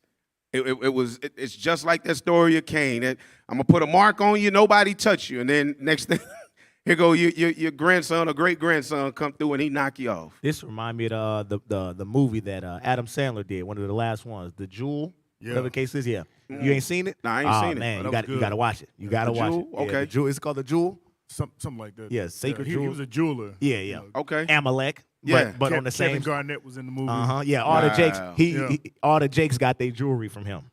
So he was like no, Jacob you know the what? jeweler. I think or I've whatever. seen a piece of that. Yeah, I've seen a piece of that. Yeah, you're right. Hey, is this the next one? All right, let's put that next one up. Smile. Rothstein was always looking for another way to invest the millions of dollars he had gained illegally. So he went into the drug business with Charles Lucky Luciano, a young man he considered to be the brightest of the bright. When the unstable beer baron Dutch Schultz attempted to move in on Jack Diamond's operation, an operation that Mr. Big financially backed, he had his squad of goons kill the Dutchman's best soldiers, and Schultz backed off. He had so much influence in New York's underworld that he was called on to help mediate gang wars between all types of factions, and by this earned another nickname, the Judge. His charge for these services was extremely high. An insider once reported that Rothstein, after settling a turf war, handed the two gang lords an invoice for $500,000. And they paid it out of respect for the man who saved them time and loss of revenue. You hear that? J. Robert Nash. He went in and charged them $500,000, $500 million, just to settle their difference between them, and they paid it to him. $500,000. Oh, he said 500,000. Yeah. You're right. $500,000. They paid him $500,000. This is in the 1920s, 1930s, 1920s, because he died in 1928. So this is in the 1920s. They paid him $500,000 to settle a dispute between them, two other guys. But the Amalekites or the Jewish mobsters were under the Italians. Bullshit. I call bullshit. They was under. Come on, man. Right. All right. So notice. He wasn't making enough money with what he was doing already, so he joined one of his mentees, somebody that he mentored. They call his name Lucky Luciano. He joined into the drug trade. So what do you think now? Drugs are coming in, but what do you think is about to happen to drugs? Better start selling them. You say, Well, they already selling them, but what do you think is about to happen? They already selling. Distributed to the hood. Nah. We just read it in Maccabees. Oh, it's about to flood everywhere. He's about to sell more dope. He is the one that made everything larger. Go out of this real quick. Go to the article that I just dropped at the bottom, because I don't think I put it in the. I think I clipped it before I could get there. If you got the, well, not if he had Amalek had millions of dollars in the 20s. So with the drugs, him partnered up with Luciano, he would have already had a distribution network. So that would have allowed him to just flood it. So let's see where his distribution network was ran through. Meet America's first drug dealer. Damn. Arnold Rothstein's wild real-life 1920s Sopranos story. So who was the America's first big drug dealer? Amalek. Arnold Rothstein. Arnold Rothstein. So let's go down into this real quick. Let's go down. I got to find the part where it tells you where he brought it through. 1920s. I'm taking too much time. You see where it says it came through? Where he brought the drug route through? Nope. Okay. Everybody in New York. Sorry, y'all. I'm jacking it up. I'll just say it. But y'all can go and read this article for yourself so you can see. He ran his drug route through Mexico. Mexico. Like how they run drugs today through Mexico? All his dope routes. So the first major drug routes to come into America from Mexico was started by a Jewish gangster. Wow. He is the one that opened America's borders to the dope trade. Wow. In the 1920s. Wow. So you really pulling up the skirt tonight, man. You really, bruh. You really exposing this man for what he really is and what he's really not. Yes. Okay? So oh, wait, there they go right there. Yeah, they found it. You see it? There it is. Yep. Let's read. By staging? Yeah. Start at, where should we start? Yes, just start at the top of it. At first, the street peddlers had controlled the trade. Hey, good job, AV. Good job. Appreciate that, y'all. Go ahead. At first, the street peddlers had controlled the trade, and they got their supply in one of two ways: by staging heists of legal opiates as they were delivered to hospitals, or by ordering in bulk from legal suppliers in Mexico or Canada. So they opened up, they had legal suppliers. Go ahead. Under fake company names. In 1922, Congress cracked down on this. Rothstein saw that these small-time crooks were missing the bigger opportunity anyway. This, he concluded, was a task for industrial manufacturing and industrial-scale smuggling. He sent his men to buy in bulk in Europe, where factories could still legally make heroin, shipped it over, and then distributed it into street sellers across New York and beyond. Damn. Wow. So the first major drug dealer who taught them how to bring it in from out other countries was Arnold Rothstein, the Jewish gangster.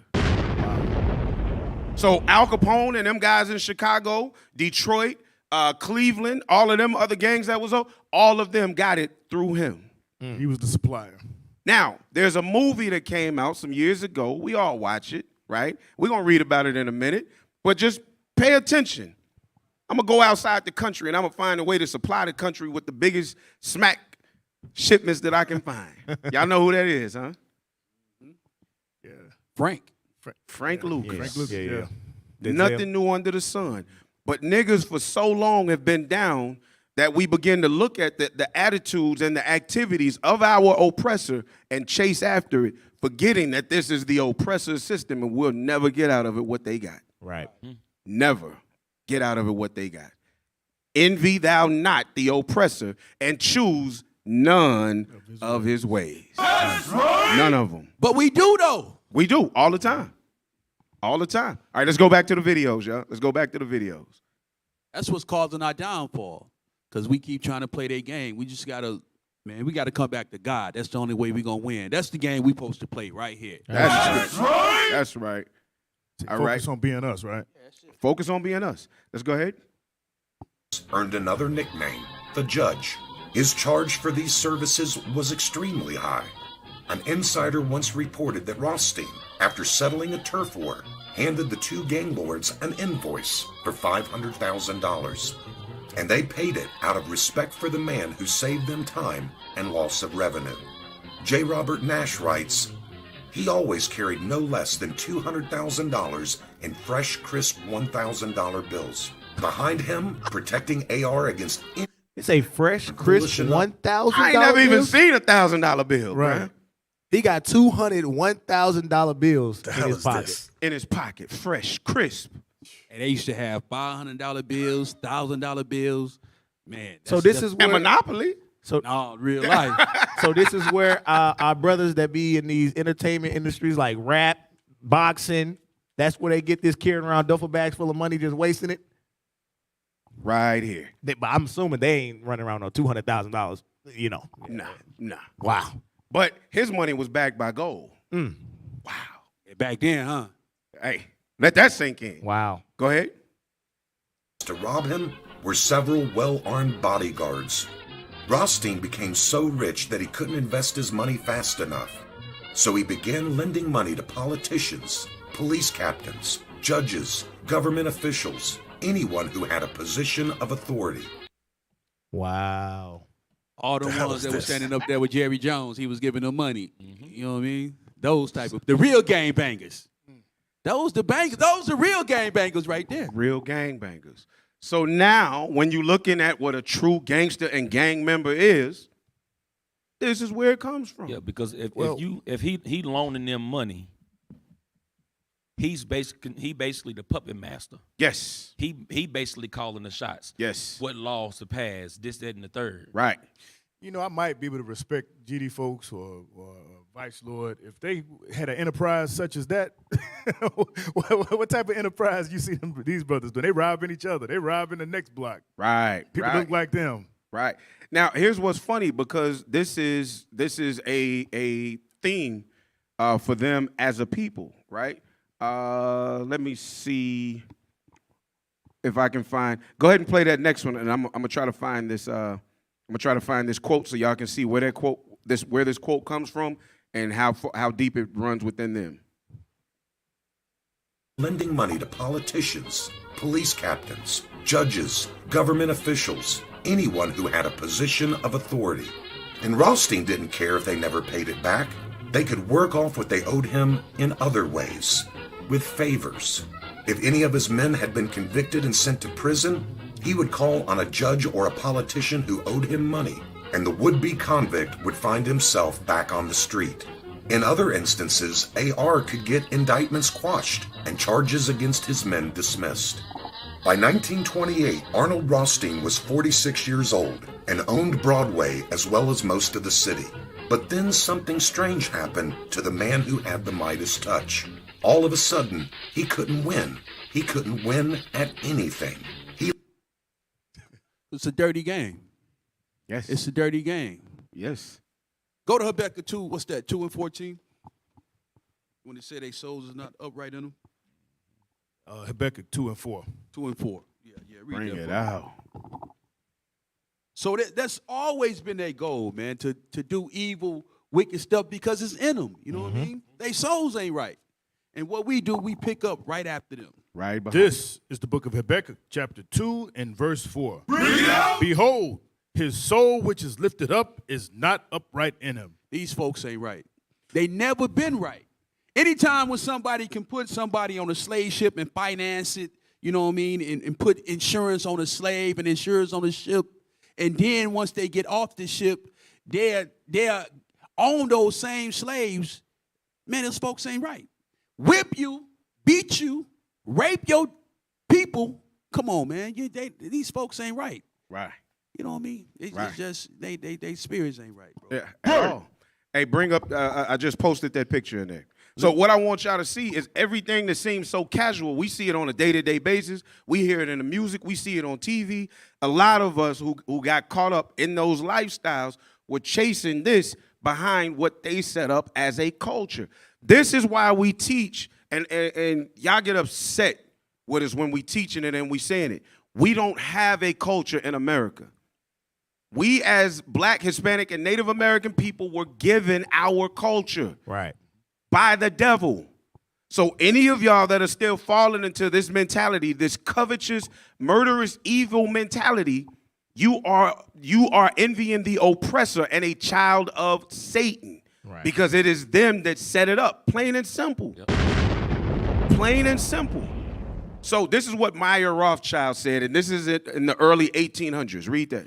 Let me issue and control a nation's money, and I care not who writes the laws. He said, let me issue and control a nation's money, and I don't give a damn who's writing the laws. Why? Because we just heard that a man in the 1920s had so much money that he started lending it out to governors, police chiefs, judges, and whoever else would come through because they needed some money for whatever reason. Oh, you need to buy your wife a nice ring? Hey, come to me. I'll give you $10,000. Hey, look, but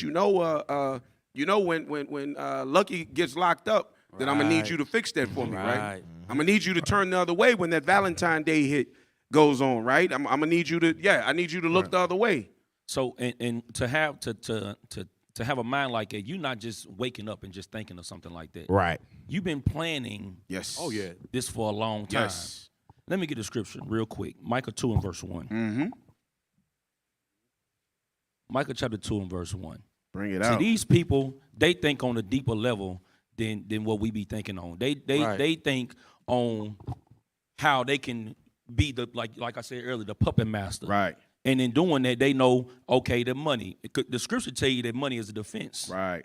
You understand? But we ain't looking at it as a defense. Right. We coveted the money because we want the glamour things. We want the cars, the clothes, the women, this, that, and the third. No, they looking for money for a defense when something happens to one of they so quote unquote gang members or they loved ones. They get him out of there. I got you. Right. Read that. This is the book of Micah, chapter 2 and verse 1. Woe to them that devise iniquity. The Bible says, woe unto them that devise iniquity. That's why sooner or later, when they said he wasn't winning no more, woe to them. Right. Read on. And work evil upon their beds. Uh-huh. When the morning is light, they practice it. They do what? They practice it. And this is what we've been seeing through the whole show. They've been practicing evil because it's what they thinking about all day, every day. Read. Because it is in the power of their hands. It's in the power of who hands? Their hands. It's in the power of their hands That's to do right. wicked. It ain't in the power of the black and Hispanics' hand to do That's wicked. right. So stop doing wicked. They can get away with it, but you can't. We can't. That's right. Hey, That's right. Read verse 10 real quick. Verse 10, Micah 2 and 10. Uh-huh. Arise ye and depart. It said, arise ye and depart. We are not supposed to be envying after these men, Amalek, because we see what kind of world that they set up when they have the power in their hands. Read. For this is not your rest. This is not our rest. Why is this not our rest? Because it is polluted. Listen, just because this one Amalekite died and they said he ran out of luck, don't mean the men that were under him didn't say, he had a bunch of great ideas. He instilled those things in us. We need to continue on the message that he gave us and teach it to our kids, and our kids' kids. Right. And if anybody go against the grain, we already got organizations that's gonna blast them in the media, That's blast right. them in their neighborhoods. That's so this right. is not our rest. This land is polluted. Yes, sir. Hey, so look, let's go out of this real quick. We got 15 minutes, and I got some heavy things I want to pull out. Go out of this. I want you to go down to the link about why do rappers name themselves after Italian gangsters. And notice he just said Italian gangsters on the headline, but when we get in the article, then he's going to say a little more. But again, they always want to push it on Italians, but we just heard a Jewish gangster say, y'all are our descendants. Right. We descend from the same people. He said, I'm the big homie. I'm the big homie. That's what he said. Yeah, the Jewish man. All right. So we're going to read through this real quick. Why do rappers, this is on Quora. This is a website. People go and ask questions and they answer. I'm going to read through it. Why do rappers name themselves after Italian gangsters, even though some people consider Italian-American rappers wannabe gangsters?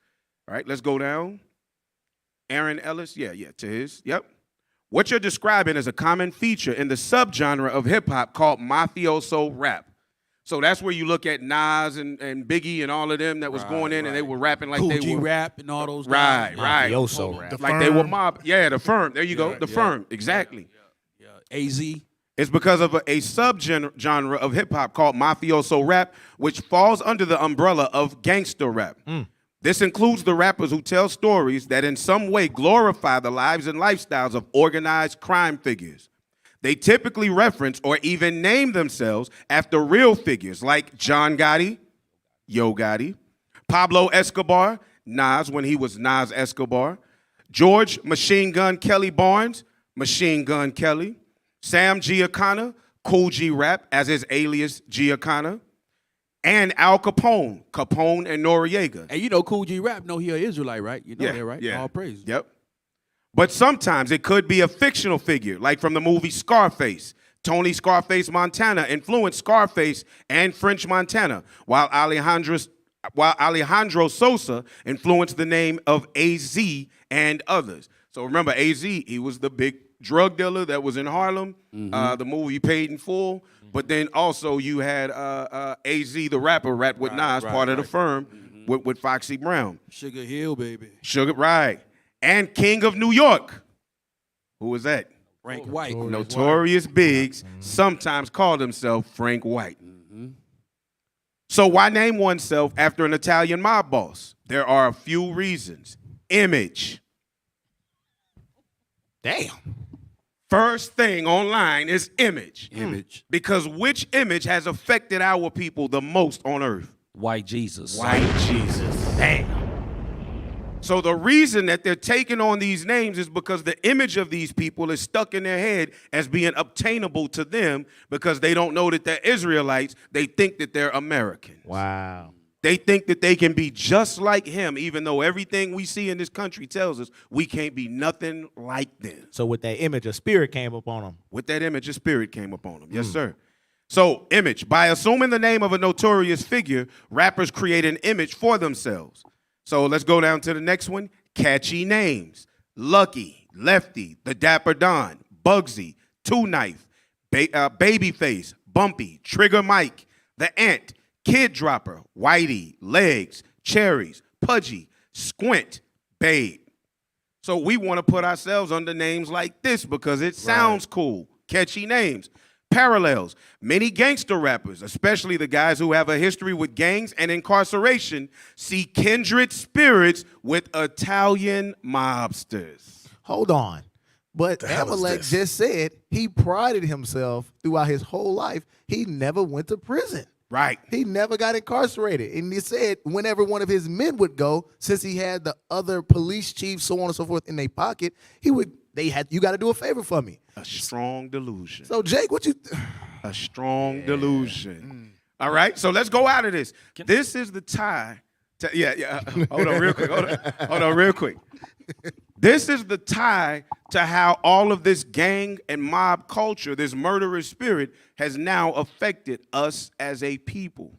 So not only are we affected through spiritualities, white Jesus, Christianity, Islam, all of these things, but also they have tapped into our covetous spirit and presented things to us and said, see, you've got an opportunity to do the same thing. You got to be the son of Satan to be able to prosper how they do, and then that same thought, they already figured out a way to work into a plan. We're going to oppress this whole nation of people. Yes. Man. Yes. The devil himself. Man. All right, so let's go out of this. Let's go to the next article. It's called The Long Rise and Fast Fall of New York's Black Mafia. Let's see the difference. Let's see the difference. This is how we're affected. So nobody get it twisted. We have been affected by the culture of devils and become devils ourselves. Learned behavior over here in America. Yes. Damn. Yes. If we can keep them in sin, then we stay above them. This is exactly what's going on, and they know it. That's the precept right there. Yes. They got to, in order for them to stay, in that position, they say, hey, we just got to make sure we push sin out to them. Right. Man, look at that title. The title said all. The Long Rise and Fast Fall of New York's Black Mafia. The Long Rise and Fast Fall. Let's go down. In 1974, it looked like the Godfather model was fading amid indictments and hits on its leaders and as middle-class white residents poured out of America's inner cities. So that's where we see they went into rural spots. We poured into the inner cities. So now gang culture is on the rise because they can they can make the definition fit what they want it to fit. Right. Go ahead. That was when Francis A.J. Ianni published Black Mafia, Ethnic Succession and Organized Crime, expanding on the idea at the end of a family business. His anthropological study of a mafia family 2 years earlier, that it was a natural progression in the order of crime that the Italians must weaken and give away to the next wave of aspiring ethnics, just as the Jews and Irish did before them. Jews and Irish. Right. So now we see They're getting taken down. They're saying somebody got to come behind us. Somebody got to come behind us. Let's see. All right, let's jump down. Scroll down, y'all, to where it says, Damn, put a brother on there with a damn gun. And I had actually wrote it on the thing. Where to start. And nobody took their place. They established what they needed to. They put everybody in place. The board was already set, and they said, okay, let's just, let it work. Let's let it work how it's supposed to work. Yeah, jump down to where it says there it is. With all the social change in the country during and after the Vietnam War and all their infighting, the Italians started to lose the neighborhoods they had once run. Old Italian strongholds were being lost in Brooklyn, East Harlem, towns in New Jersey, Philadelphia, Los Angeles, and Chicago. All cities with the highest gang culture in them. The spirit jumped on our people because we had the lust to have what they had. That's the problem with our people. This is the influence and why we see gang culture at the level that it's at, because that spirit was there and it was pressed down on our people. We'll go over and live in their houses and we'll do what they did and we'll have a lifestyle like them, but it didn't work. Keep reading. They were being overtaken by black gangsters simply because of the number of blacks moving into those neighborhoods. That was going on all through the country. But the black gangsters had no real plan. Wait a minute. Damn. Wait a minute. Damn. What? What is this? The black gangsters had no real plan. That's what you just brought out, officer. They think deep. They sit on their beds and plot it out and think 30 and 40 years ahead of time how their gangsterism is going to go into all generations. We just looking to get the Cadillac, the house, and some money in the bank until the day we die. We know we going to die soon because it ain't going to last. So we don't plan it out.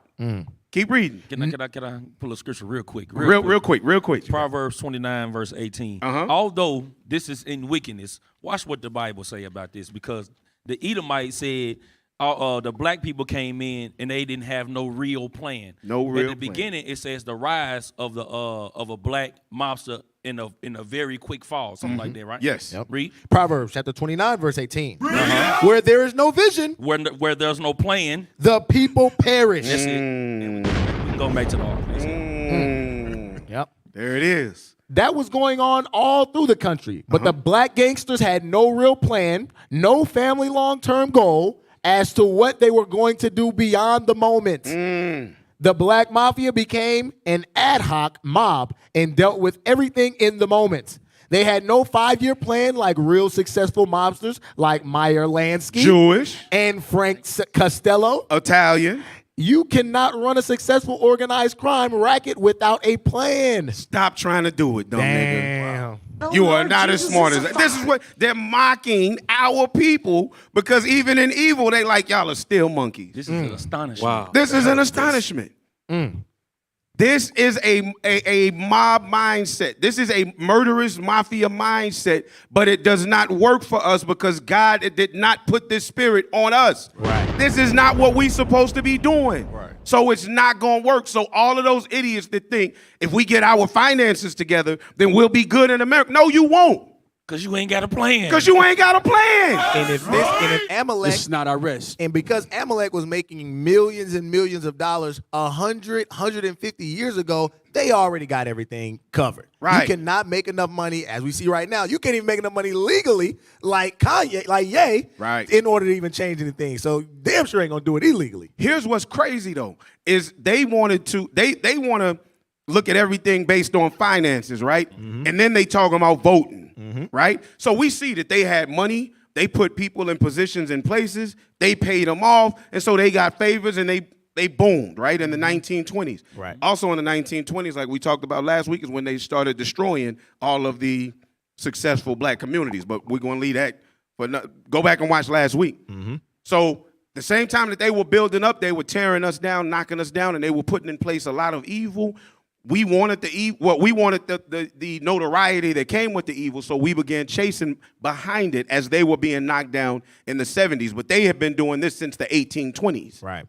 So they have been doing it. So Negroes think that we're going to be able to take money, put people in government, and all in about 10 years. Niggas, you crazy. They gonna pay off some white politicians. Right. Most niggas ain't gonna pay off child support in 10 years. Damn. The hell is they talking about? But anyway, though, jump down to, I want to see this. He should have learned from Nicky Barnes. No, let's jump all the way down. Scroll down. He should have learned from Nicky Barnes. Just before it says Pete Hammett. Yeah. It should have said the old timers. Where you see that at? The old timers understood that. Probably the most successful black gangster from the old days was Bumpy Johnson. But the black gangsters after him didn't have any continuity. Bumpy Johnson left a hole and no tradition was passed down. He didn't even pass a tradition down. Damn. Why? Because Negroes don't even think that far ahead. To keep this going, let's teach somebody behind us how to do what we did. And thank God. Thank God. I'm not saying that we want to. Praise it. Just showing that this is the culture. Now, I want to show y'all something real quick. Go out of this. Click on Jeff Fort before we got to go. I want to show y'all something about Jeff Fort and the Black P Stones. Jeff Fort and the Black P Stone gangsters. All right? And these black gangsters ain't looking too good compared to Come on, y'all. Can y'all find it? Yep. Go down. Go down to where it says Black Stone Rangers. Black Stone Rangers. And I want you to read that first line.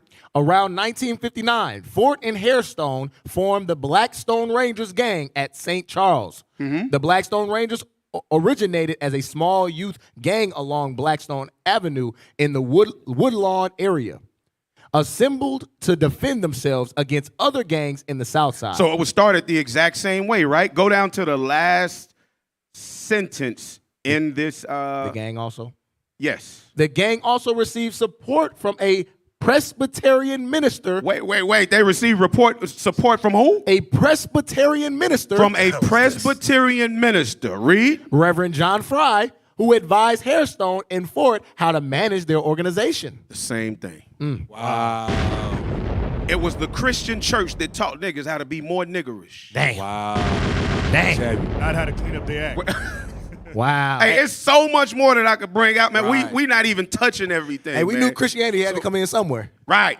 Christianity. Hey, the scriptures tell us to come out of that and don't choose their ways. That's so we won't be partakers of that sin. Man. You know what I mean? So for everybody watching, understand, y'all, this culture that we are following is not our culture. Our culture is the Bible. That's right. The law, statutes, and commandments that God gave us, all right? Again, the show was mob-spirited, the Murderous Mafia mindset. It was given to us as a culture by our oppressor, namely the Amalekites or the Jewish people. Right. Subscribe and follow IUIC Dallas. Instagram at Dallas IUIC. Facebook at IUIC Dallas. TikTok at IUIC Dallas. YouTube at IUIC Dallas. You can donate to IUIC.Dallas at IsraelUnite.org. Hey, it's 9 o'clock. We got to get up out of here. You are tuned in to In the Script. Reloaded.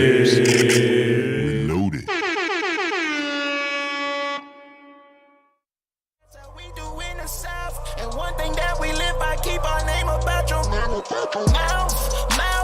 name about your mouth. Don't be speaking on my bishop.